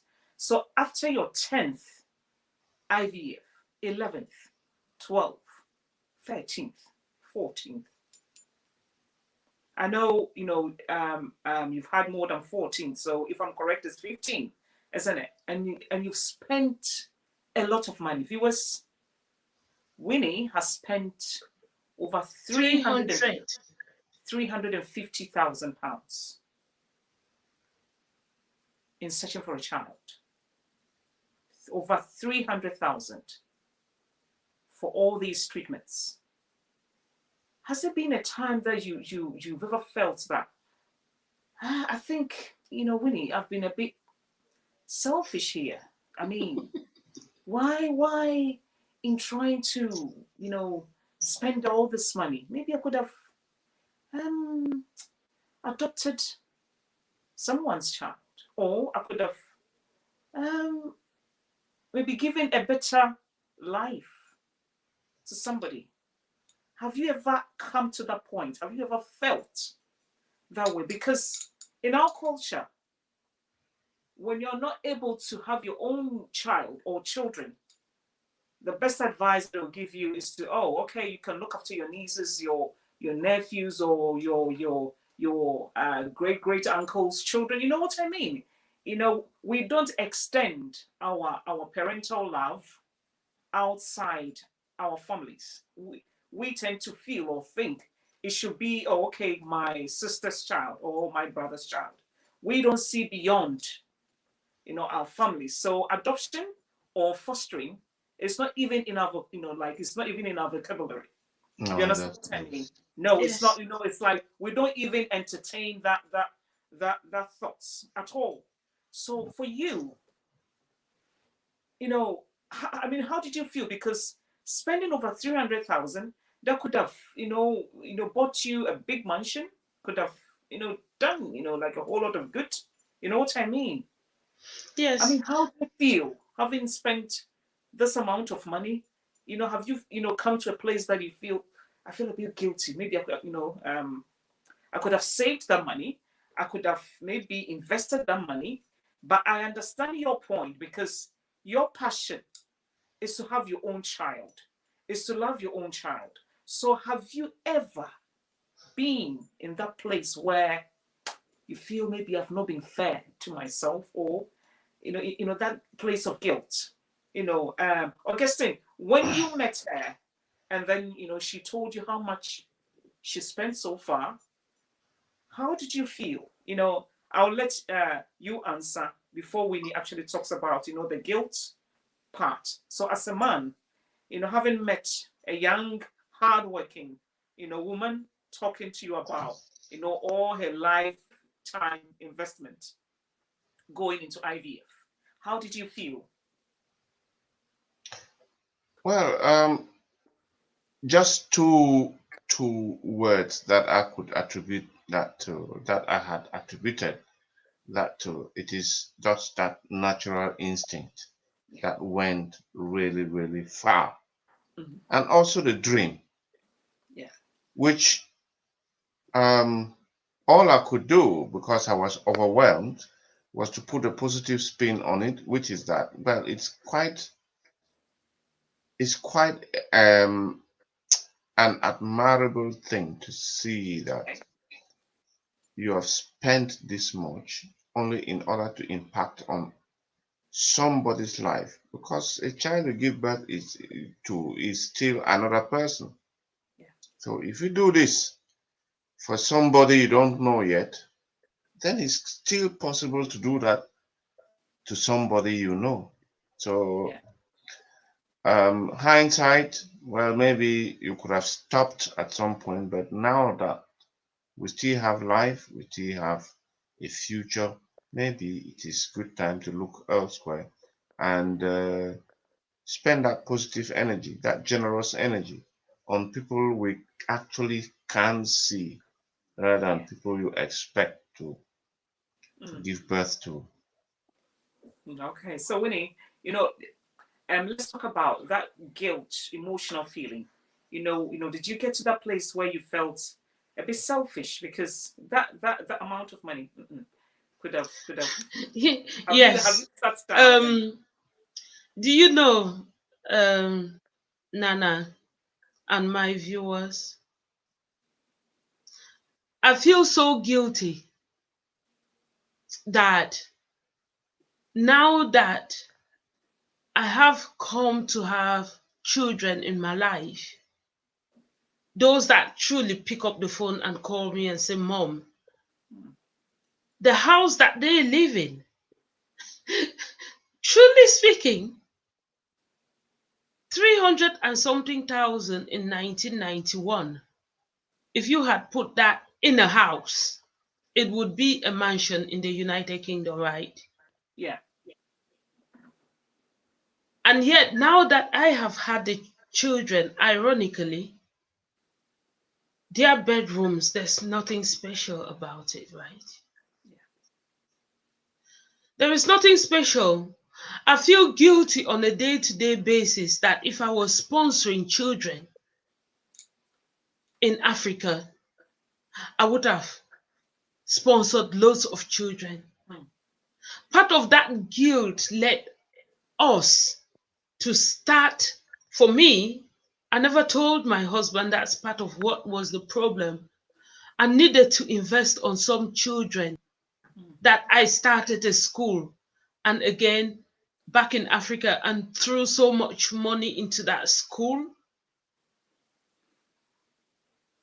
And I think the first time, Nana, you heard me talk about this was when my daddy's heaven was being established, which is a charity that one of our sisters is opening or had opened.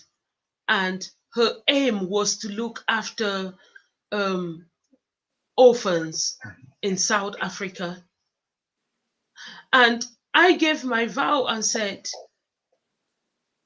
the money that I had invested, this is where, if I wasn't being so selfish, this is where the money would have gone.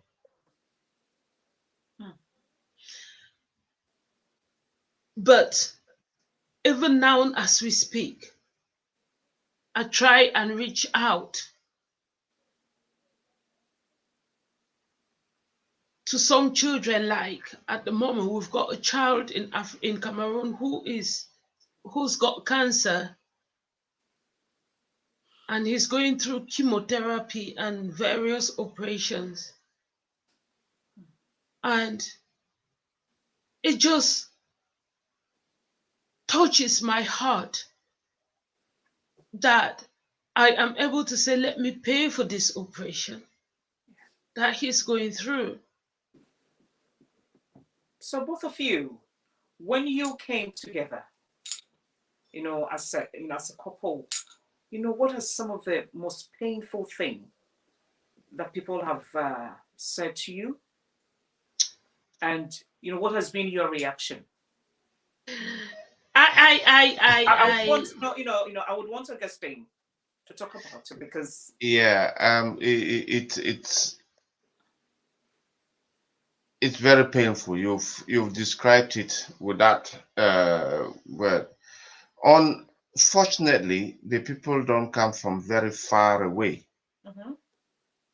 Usually that will be either friends or relatives who would be saying things like, am I the one who has caused you to be barren? That one who cannot have a child? Um, is it the reason why you have this attitude?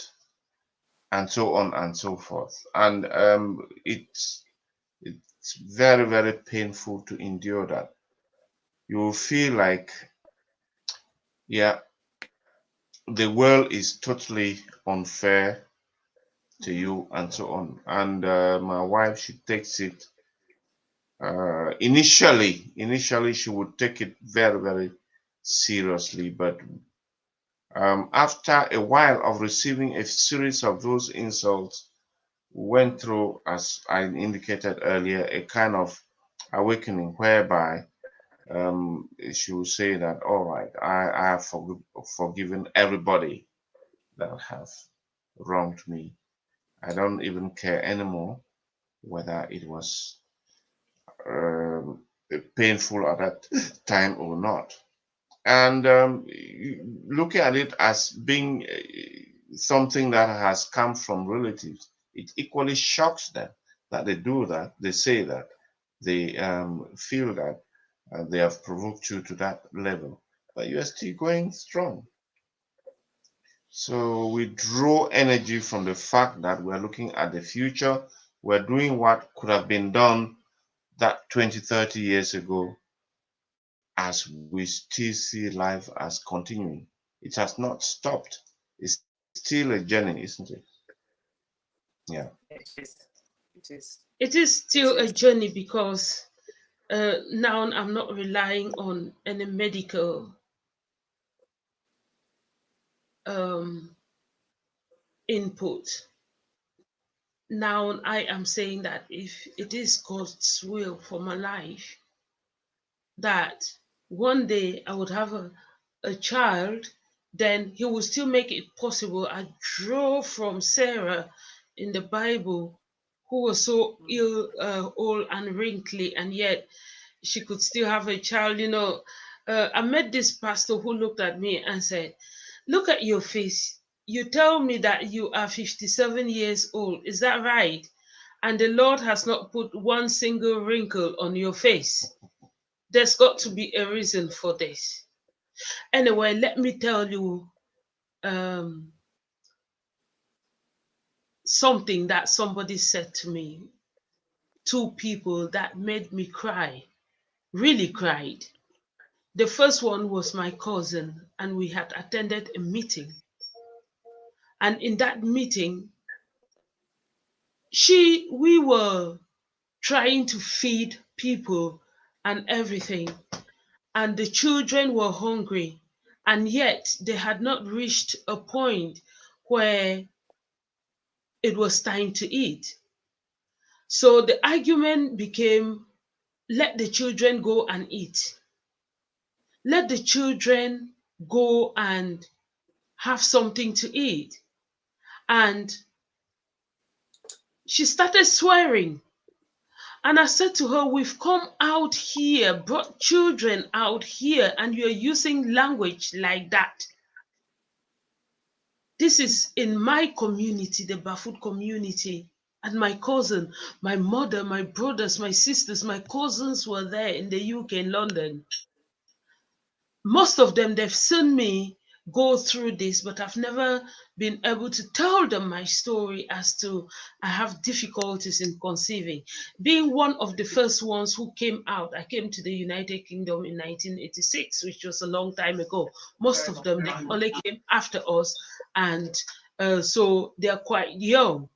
So they wouldn't know whether it's my choice not to have children, or at this time I wasn't married. Is it because I'm not married that I haven't had children? But my family members knew, because by this time my mother and my siblings had joined me in the United Kingdom. And she got up and made a statement in the middle of the house. Am I trying to protect children? And she said, talk about children. Let those who can have children talk. Unbelievable. Ooh. So I had built up a reputation in my community as one of the elderly ones, one of the role models who younger ones looked up to me. And this day I lost it. I totally lost it. I remember standing up and the clocks on the wall stopped for a moment, because I was reaching out to her to just stir her up. I had 5 hefty men hold me down, and I was like, like that, and they couldn't hold me. The strength and the anger that I had in me was to kill my cousin. How dare you? If you want my cousin, would you know that this is my problem and to release it in the Bafut community? It is not acceptable. I left that community that day and went home and did not join the community. She was sanctioned because it's not a thing you do. But that is one person and one only. The other one was the person who I was supposed to have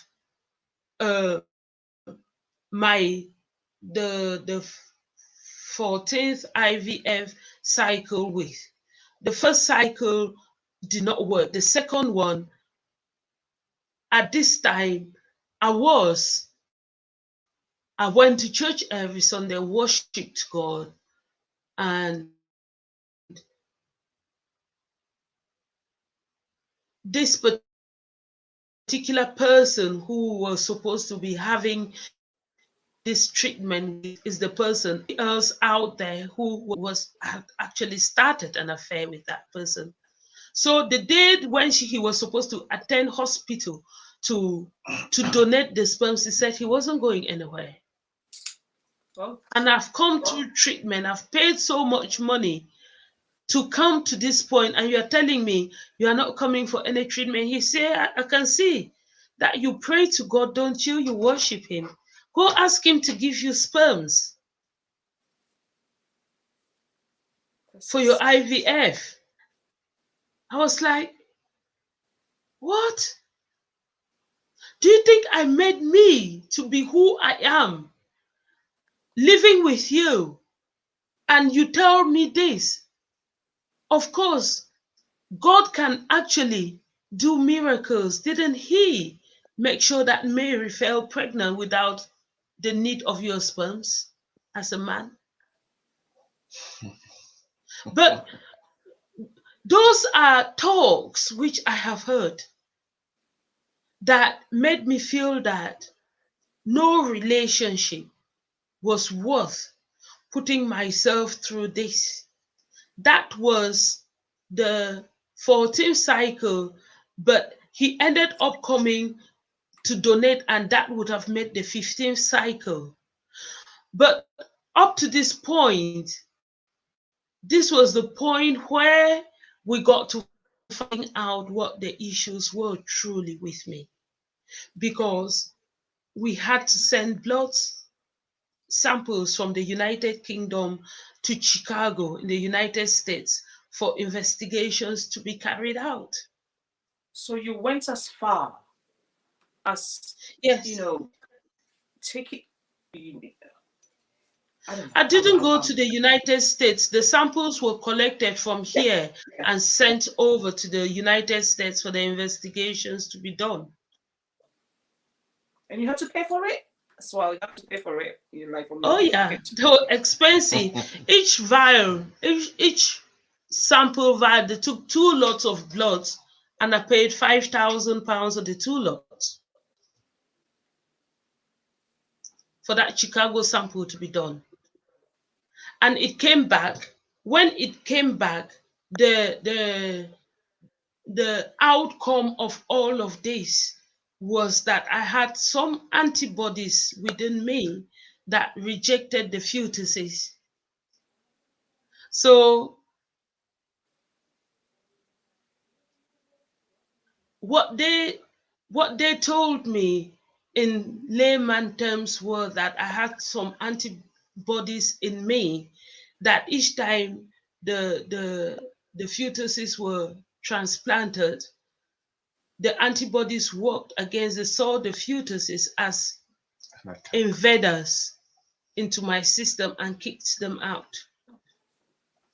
And so the solution to that, had they done this after my first IVF cycle, it would have meant that I probably would have been successful, because all they needed to do was to suppress those antibodies with steroids, so that the antibodies will not be strong enough to reject the fetus.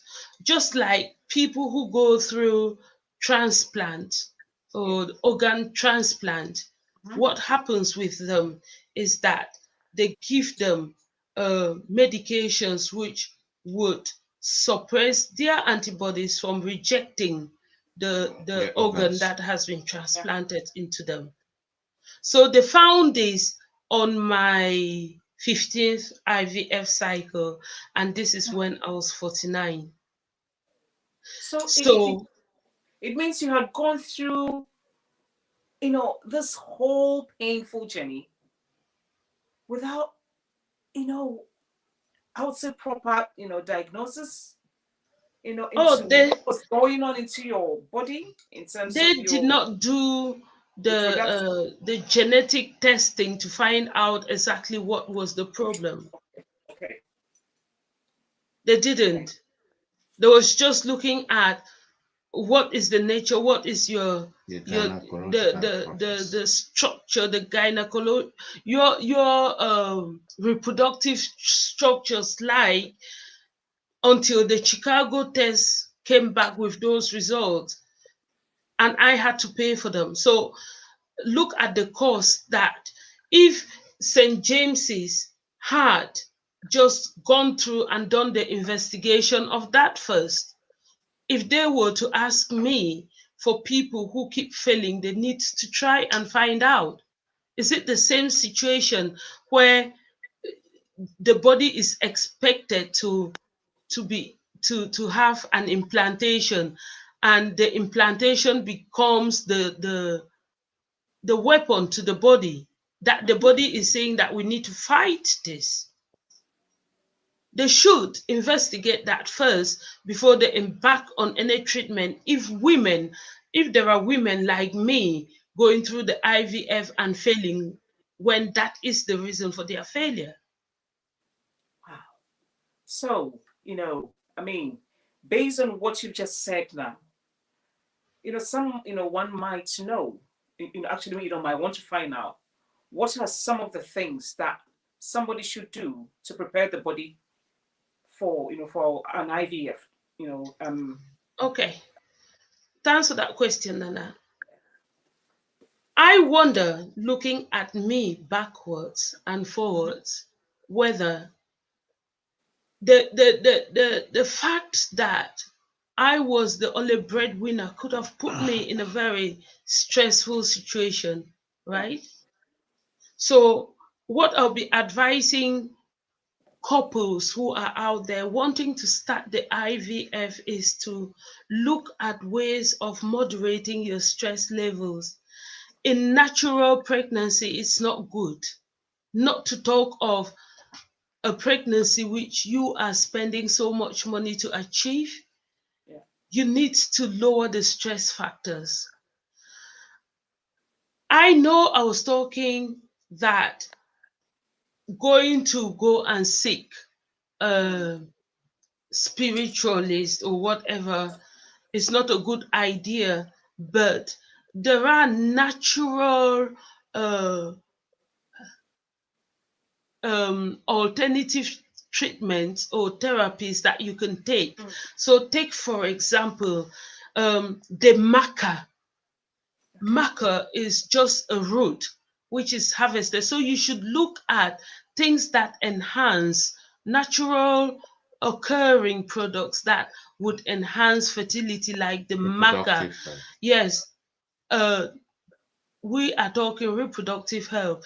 These are things that you would take. They're natural. They're just like food, which you would take, which would balance your hormonal systems out. For those who are preparing to have this, my suggestion is that they look at it.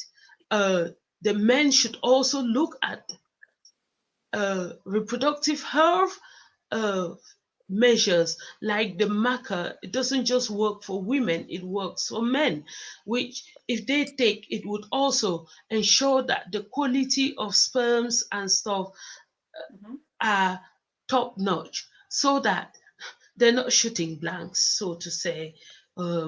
They are looking after themselves, avoid things like alcohol and smoking.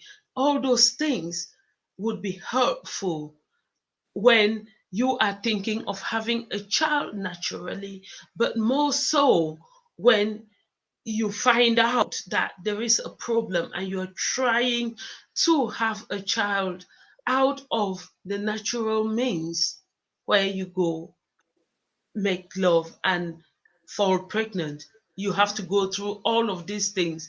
You have to make sure that your hormonal system is well balanced. And so, in my course of going through it, I came across a product called MACA, it's just called Maca, which is really good. It balances your hormonal systems out. I'm not selling it to you, just try it. Even when you are not pregnant, you try and take it in your porridge. It's being sold in Lidl's. It's a Oh, okay. root. So Yes. all these natural reproductive Health. enhancer natural products, they do tend to help, but Mhm. most of all, ensure that you are stress free. Ensure Stress. that, yes, Hmm. ensure that you are stress free. And if you are not stress free, even in a natural pregnancy, you will lose the baby.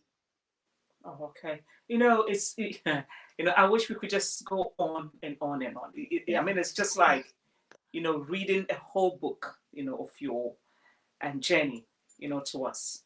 But then, I wouldn't want us to end this conversation without not knowing, on Mother's Day, do you think of the babies they've lost? And I mean, how should women break the silence of failed IVF? Nana, uh, So it's like two questions in one. Yeah. yes, that's fine. You know that in the church where I used to go to a church in Leeds, a Baptist church in Leeds, on Mother's Day, they used to give flowers around to every mother, every woman in the church. I just joined the church because I came back to Leeds, and a friend of mine um, took me to that church when my goddaughter was baptized. So when I came back to Leeds, having gone and have all my experiences in London, Nottinghamshire, and came back to Leeds, I went to that church, and on this particular day, which was Mothering Sunday, they gave out flowers to everybody, and I just burst out crying. My friend was there with me, and she took me out of the church, and it's like, Winnie, are you okay? What's wrong? But this was the celebration of mothers, and I know I'll never be one like that. It brought hurt and pain. At this time, I had not gone through the training that I told you about, that I would challenge all these thoughts, bring them to the front and challenge them. But I think what my viewers need to know is that at the moment I've got 4 children, 4. So celebrating Mother's Day, they're the first people to send flowers and call me and say, Remy, happy Mother's Sunday. Now it's different as to then. I don't think that there is any particular person who has not trained themselves to feel different, because you need to be able to challenge those thoughts. They would always come on. Yeah. They would. It is a reminder to every person who is trying to conceive and have a children. But what I need to let every woman know is that children that we see, some people have them and dump them in gutters and stuff like that. Those children, biologically, the people who brought them into the world might not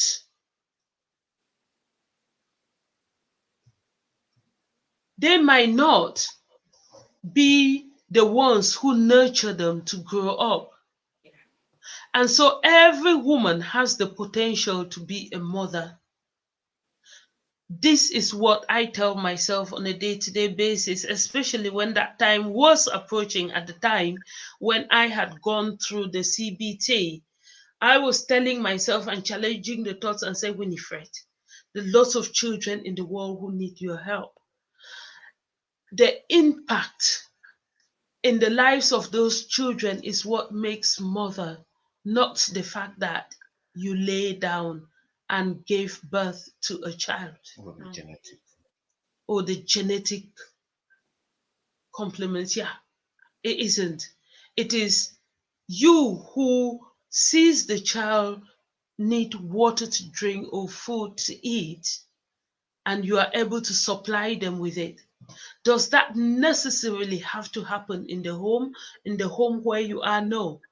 There are lots and lots of children out there, and I said this when our Daddy's Heavens was being launched, that my aim in life now is to try and support those children who, through no fault of theirs, got brought into the world without money being spent as such, like I did, but yet they are here and they need help. They need to have somebody just hug them and say things would be all right for you. If not, on a face-to-face, on a distance, you supply them with food, you supply them with medicines, you supply them with clothing, you do all of that. That is still being a mother. Those are the sort of thoughts that I challenged myself with when I started thinking that, oh, you are not a mother. No, you don't have to be biologically be a mother to be able to make somebody feel that they have a mother. I think, we have some questions. We have viewers sending questions. I've got one from Alex Copenhagen. That's my husband. It says, Winnie, please, did you at some point decide to adopt some kids and move on to have a normal family life? Thank you for that question, Alex.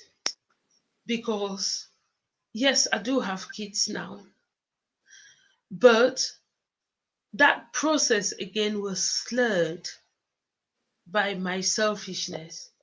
Because the policy in the United Kingdom when it comes to adopting is that you must have gone for more than 2 years without having gone through an IVF cycle before you would be admitted. Most of the councils have that policy in place.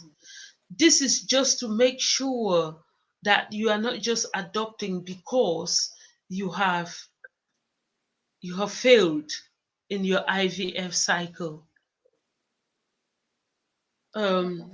There is a psychological explanation to that as well. So the policy is, and because I kept going with the IVF treatments, made the fact that I was able to accept to adopt these kids to be delayed. So I ended up not adopting the kids from here. My daughter and my son, two of them are with me here, but those are also my husband's kids, but they see me as mother. And then there are two others that we've brought on board who we've adopted from the family. And one of my daughters, she's doing nursing in Ghana. Oh, And fantastic. Well, there well is done. not a day that she doesn't call and say, Mother, how are you doing? I'm praying for you guys. She is just inspirational. That if you have that sort of a person for a child, you wouldn't. She was in a situation in Cameroon where there is a war going on in Cameroon at the moment. And initially we kind of got her out and sent her to Ghana, but she went there and she started school. She's passed her exams and now into university. So she's doing nurse training as well. She looks up to me as her mentor. So she's like, Mm. she's got to do this and she's doing really well. And she's an inspiration.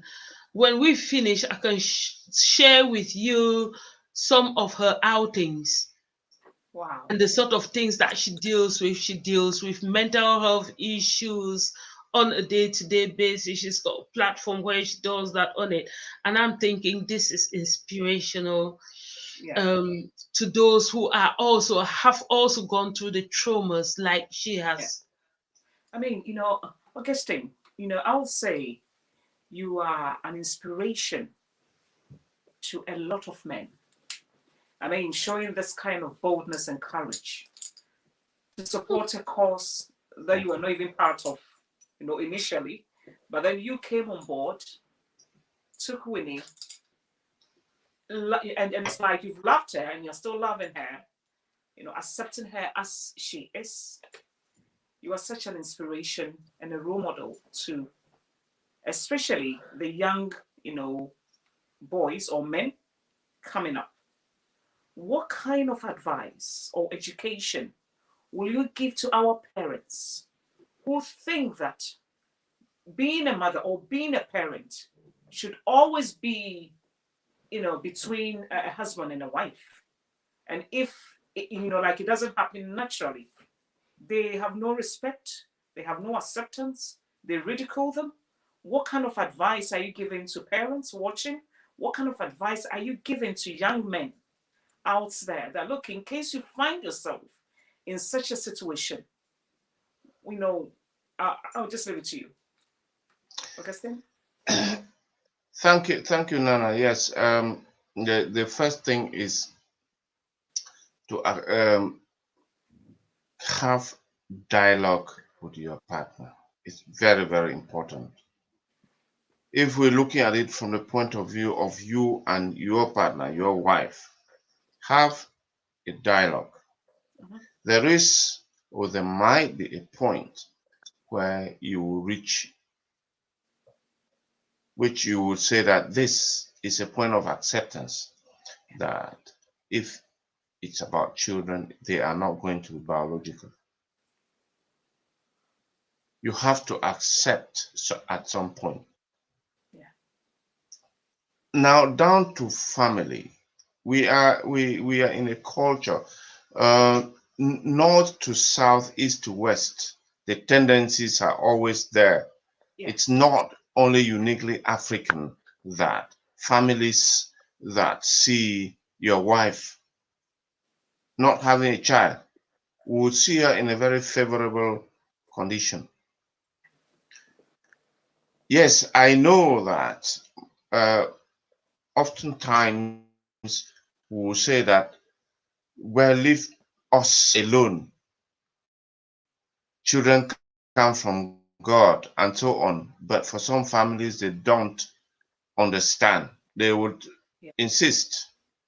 However, as they insist, what I might say to appeal to these families, whether they are African families or not African families, is to take the woman for the person she is, rather than use another excuse that you don't even have children, but you have bad attitude. Because sometimes they castigate the woman on the basis of something else rather than the actual issue that is at hand. Yeah. To me, I find that an unfair victimization.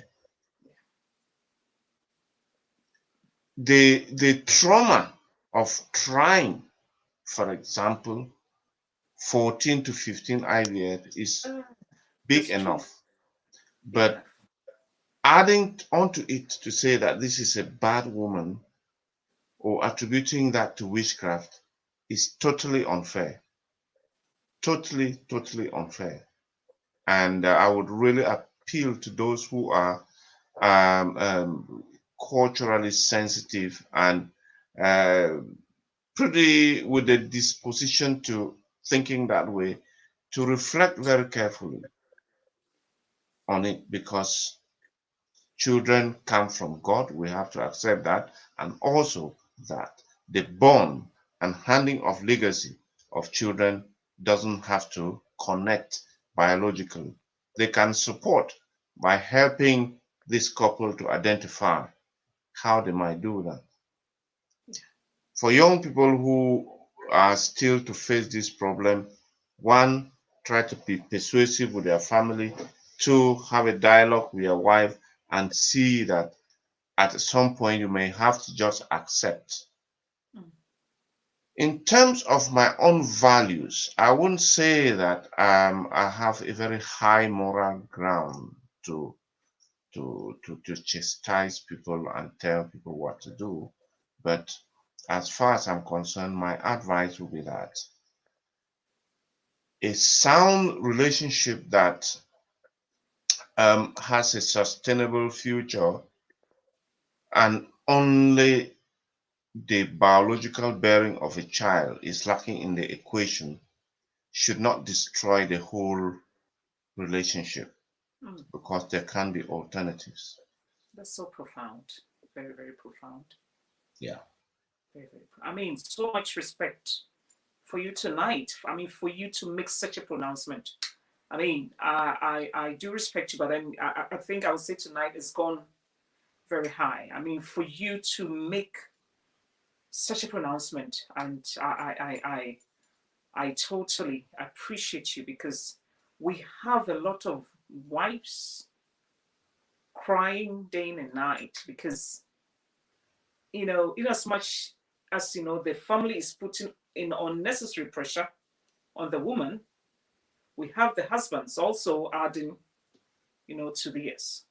So for Yes. you to, to come on this platform, to share your views, to educate us, I would say, God bless you so much. And I hope and pray that you live long to offer, such advice, such Thank advices, you. as they need be. Because I know, after this, interview, we'll have a lot of people maybe contacting you how did you go up? I have a feeling you have a lot of people maybe wanting to speak to you, wanting your advice. I think there's another question on the line from Dr. Isaac Chebe. He says, Winnie, did all the IVF cycles performed in the same hospital or by the same specialist? No. I went from Leeds to London to Nottinghamshire. So 3 different environments, because the first lot I had been kicked out of their oh, I could laugh now. I'd been kicked out.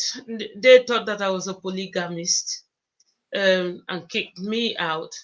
Then I went down to Harley Street. That that is the top of the top. Harley Street in London is where my second lot of IVFs. The first lot of IVFs took place in Leeds. The second lots of IVF took place in London, and the third lots of IVFs took place in Nottingham. So no, not by one specialist. Nana, can I also add to that? Looking back to the Chicago test that Winnie took and the outcome of it, this should also give, we are not talking here as scientists, obviously, but looking back at it, it should also instruct us. There is reason to lay a little bit of emphasis on that, to say that having a body that has all along its course of life, having antibodies that will attack fetuses could be a very, very debilitating factor that for lots of women who will try unsuccessfully, as my wife did, would have been suffering from the same thing. And where they focus only on the gynecological solutions, they will never find it. So do you think it's an area that is not properly investigated into, or that's right? Yes. Okay. Okay, because Mr. Chema says, I'm asking this because it's a bit strange. They didn't do the Chicago test early enough, having you go through all that trauma. That's because right. He's a biomedical scientist, so I think he's talking from the medical point of view that it's a bit strange that you didn't do this Chicago test. Yeah, right from the Exactly, because it was in later days after the Oliver case that I went to Nottingham, and Nottingham were the people who instigated that particular test was done. Because when they were looking at me, they couldn't see exactly any defect in me having children. They couldn't see it, albeit that they'd taken these tubes out and done all these things.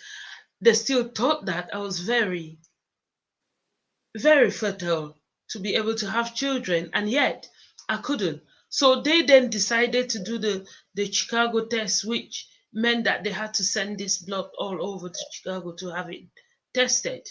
But that was the outcome. Way too late. And it was way too late for me. There were things that cropped up to delay maybe this taking place because of the fact that I got kicked out. It took me years to make my mind up that I wanted to get back into a relationship. You couldn't do this. I did not believe that I could just go to a sperm bank and get sperms out of there to do the IVF cycles with. And in addition to that, that would have been extra cost to me. Yeah. So soon, we've come to the end of this discussion. It's been so educating. It's been so emotional. You know, I've tried to contain myself because I think at some point, I could identify with some of the things that you were saying. You know, like people don't know your story, but then they just see you and just say whatever they like. And sometimes it can be very, very painful. So, what do you say, or what do you want to say to the world? I mean, you know, before we, end the session, what do you want to say to women out there who are trying, or it's like who have tried over the years and so unsuccessful? And also, what do you want to say to society? How they see, women who have not been able to have their own children, even though they have adopted or, fostered or fostering children. What do you want to say? So two categories of, groups that I want you to address. Okay. It's interesting that today I watched a certain poster that was sent out, and there was a race, and there was a father and a daughter, and the daughter was ahead running, and the father was handing over a baton to her. She was dressed in her graduation robes, okay, and the father was dressed in his sports wear, and there was a race, they were running. So he ran and put the baton in the hand of the daughter. And that ties in on a lot of things that you are asking us. First, when you seek a woman, you seek a companion, and the Lord God, in uniting that companionship, bless you with children. And those blessings, they come, and they come in so many different ways. Some of them come and they are disabled. Some of them come, they are lame. Some of them come, they are blind. Some of them come, they come. They are a gift that the Lord, our God, has given you. Out of the love that you had for each other, you will have to pass that baton over to them, regardless of their physical being or their physical ability, and you have to seek to try and pass it down as best you can. In situations where you have not been fortunate to bring forth biologically, you have a whole nation of kids out there who still need to have a baton passed over to them. This is so profound. They need parents, and instead of wallowing and feeling sad and crying that, oh, the Lord God has not given me children, why don't you ask the right questions? Had I asked the right questions, what then, Lord, since you've not given me these children biologically, what do you want me to do? Because the Lord God will show you a way of still passing that baton, the values and morals and integrity over to the next generation. It doesn't have to come from your belly.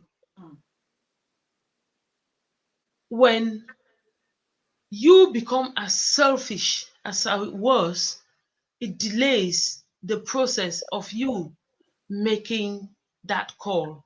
Sometimes just because you've taken a baby and nurtured it, the Lord God sees more so that this is indeed a place where I want to put more children.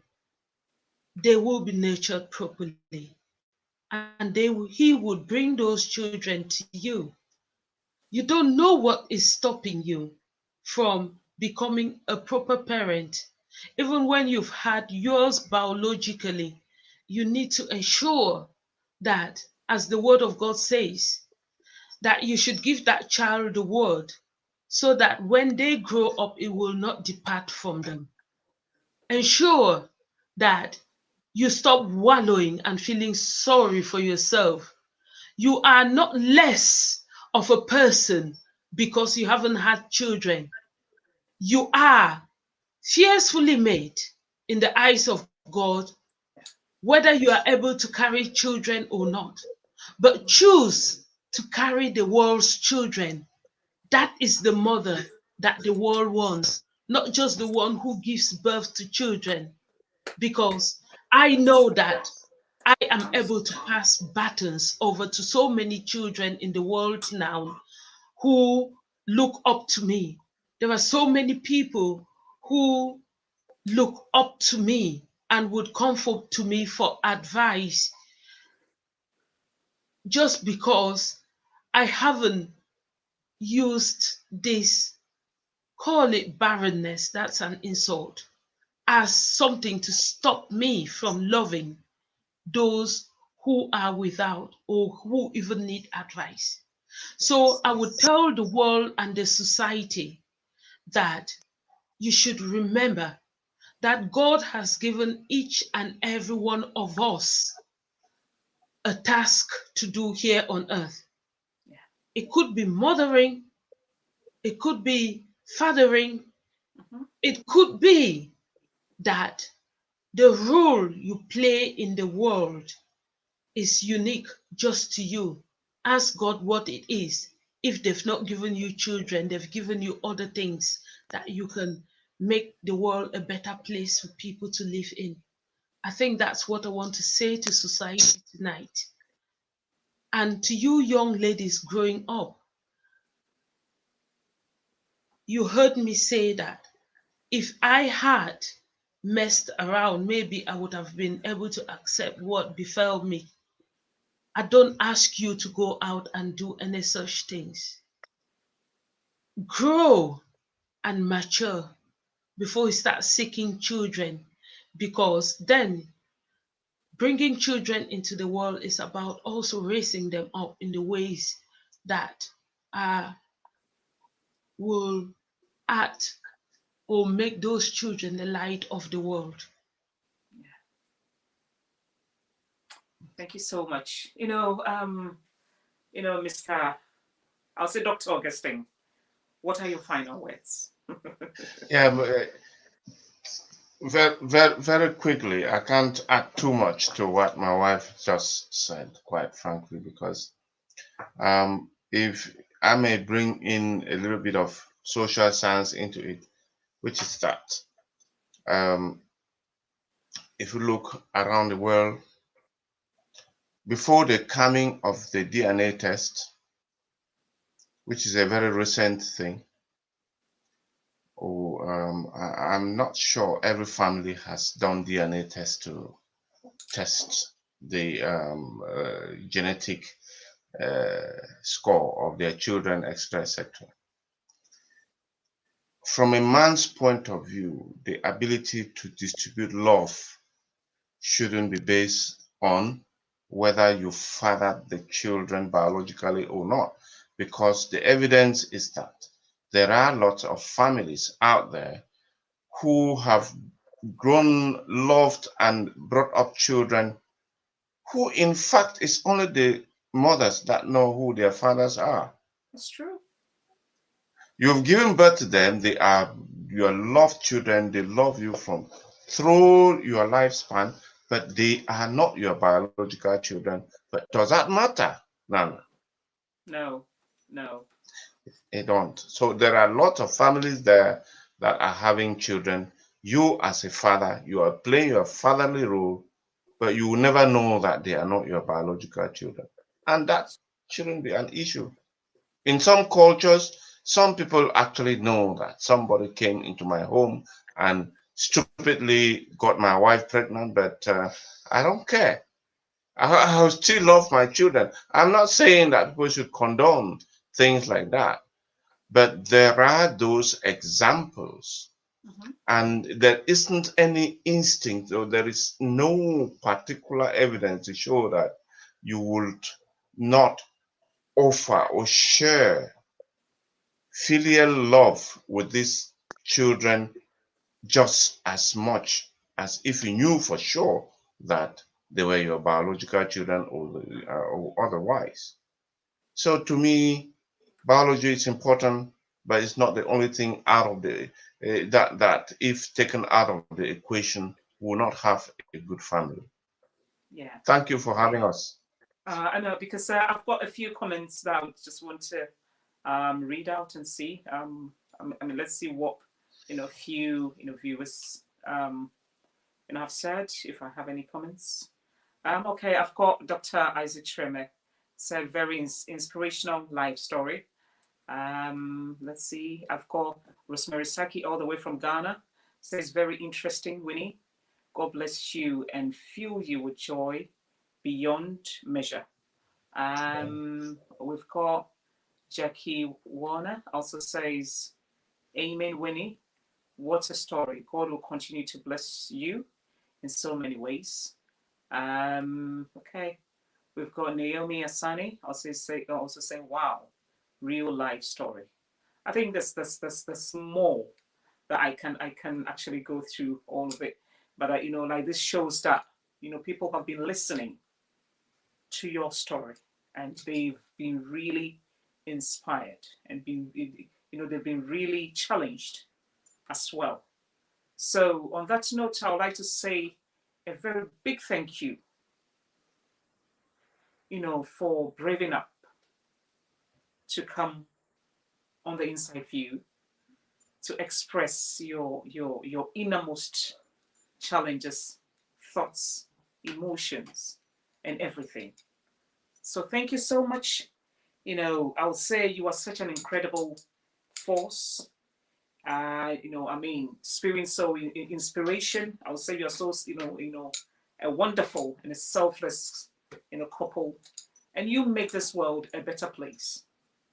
So I think I'll join you on this force to eradicate the stigma associated with, couples in their struggles,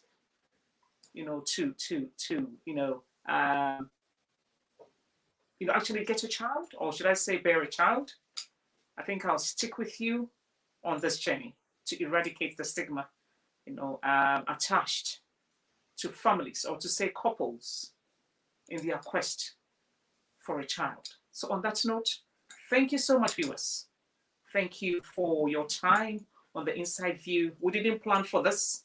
We thought it was going to be maybe an hour thing, but trust me, it's been a revealing interview. And I'm glad they've come all out to tell it, as it is, to have 59 years, to have, to spend over £350,000 in search of a child. It's a story that needs to be told. And so for me, the time is irrelevant when it comes to a life story that is worth listening to. So thank you. Thank you so much, Mr. and Mrs. And God bless you so much for your time.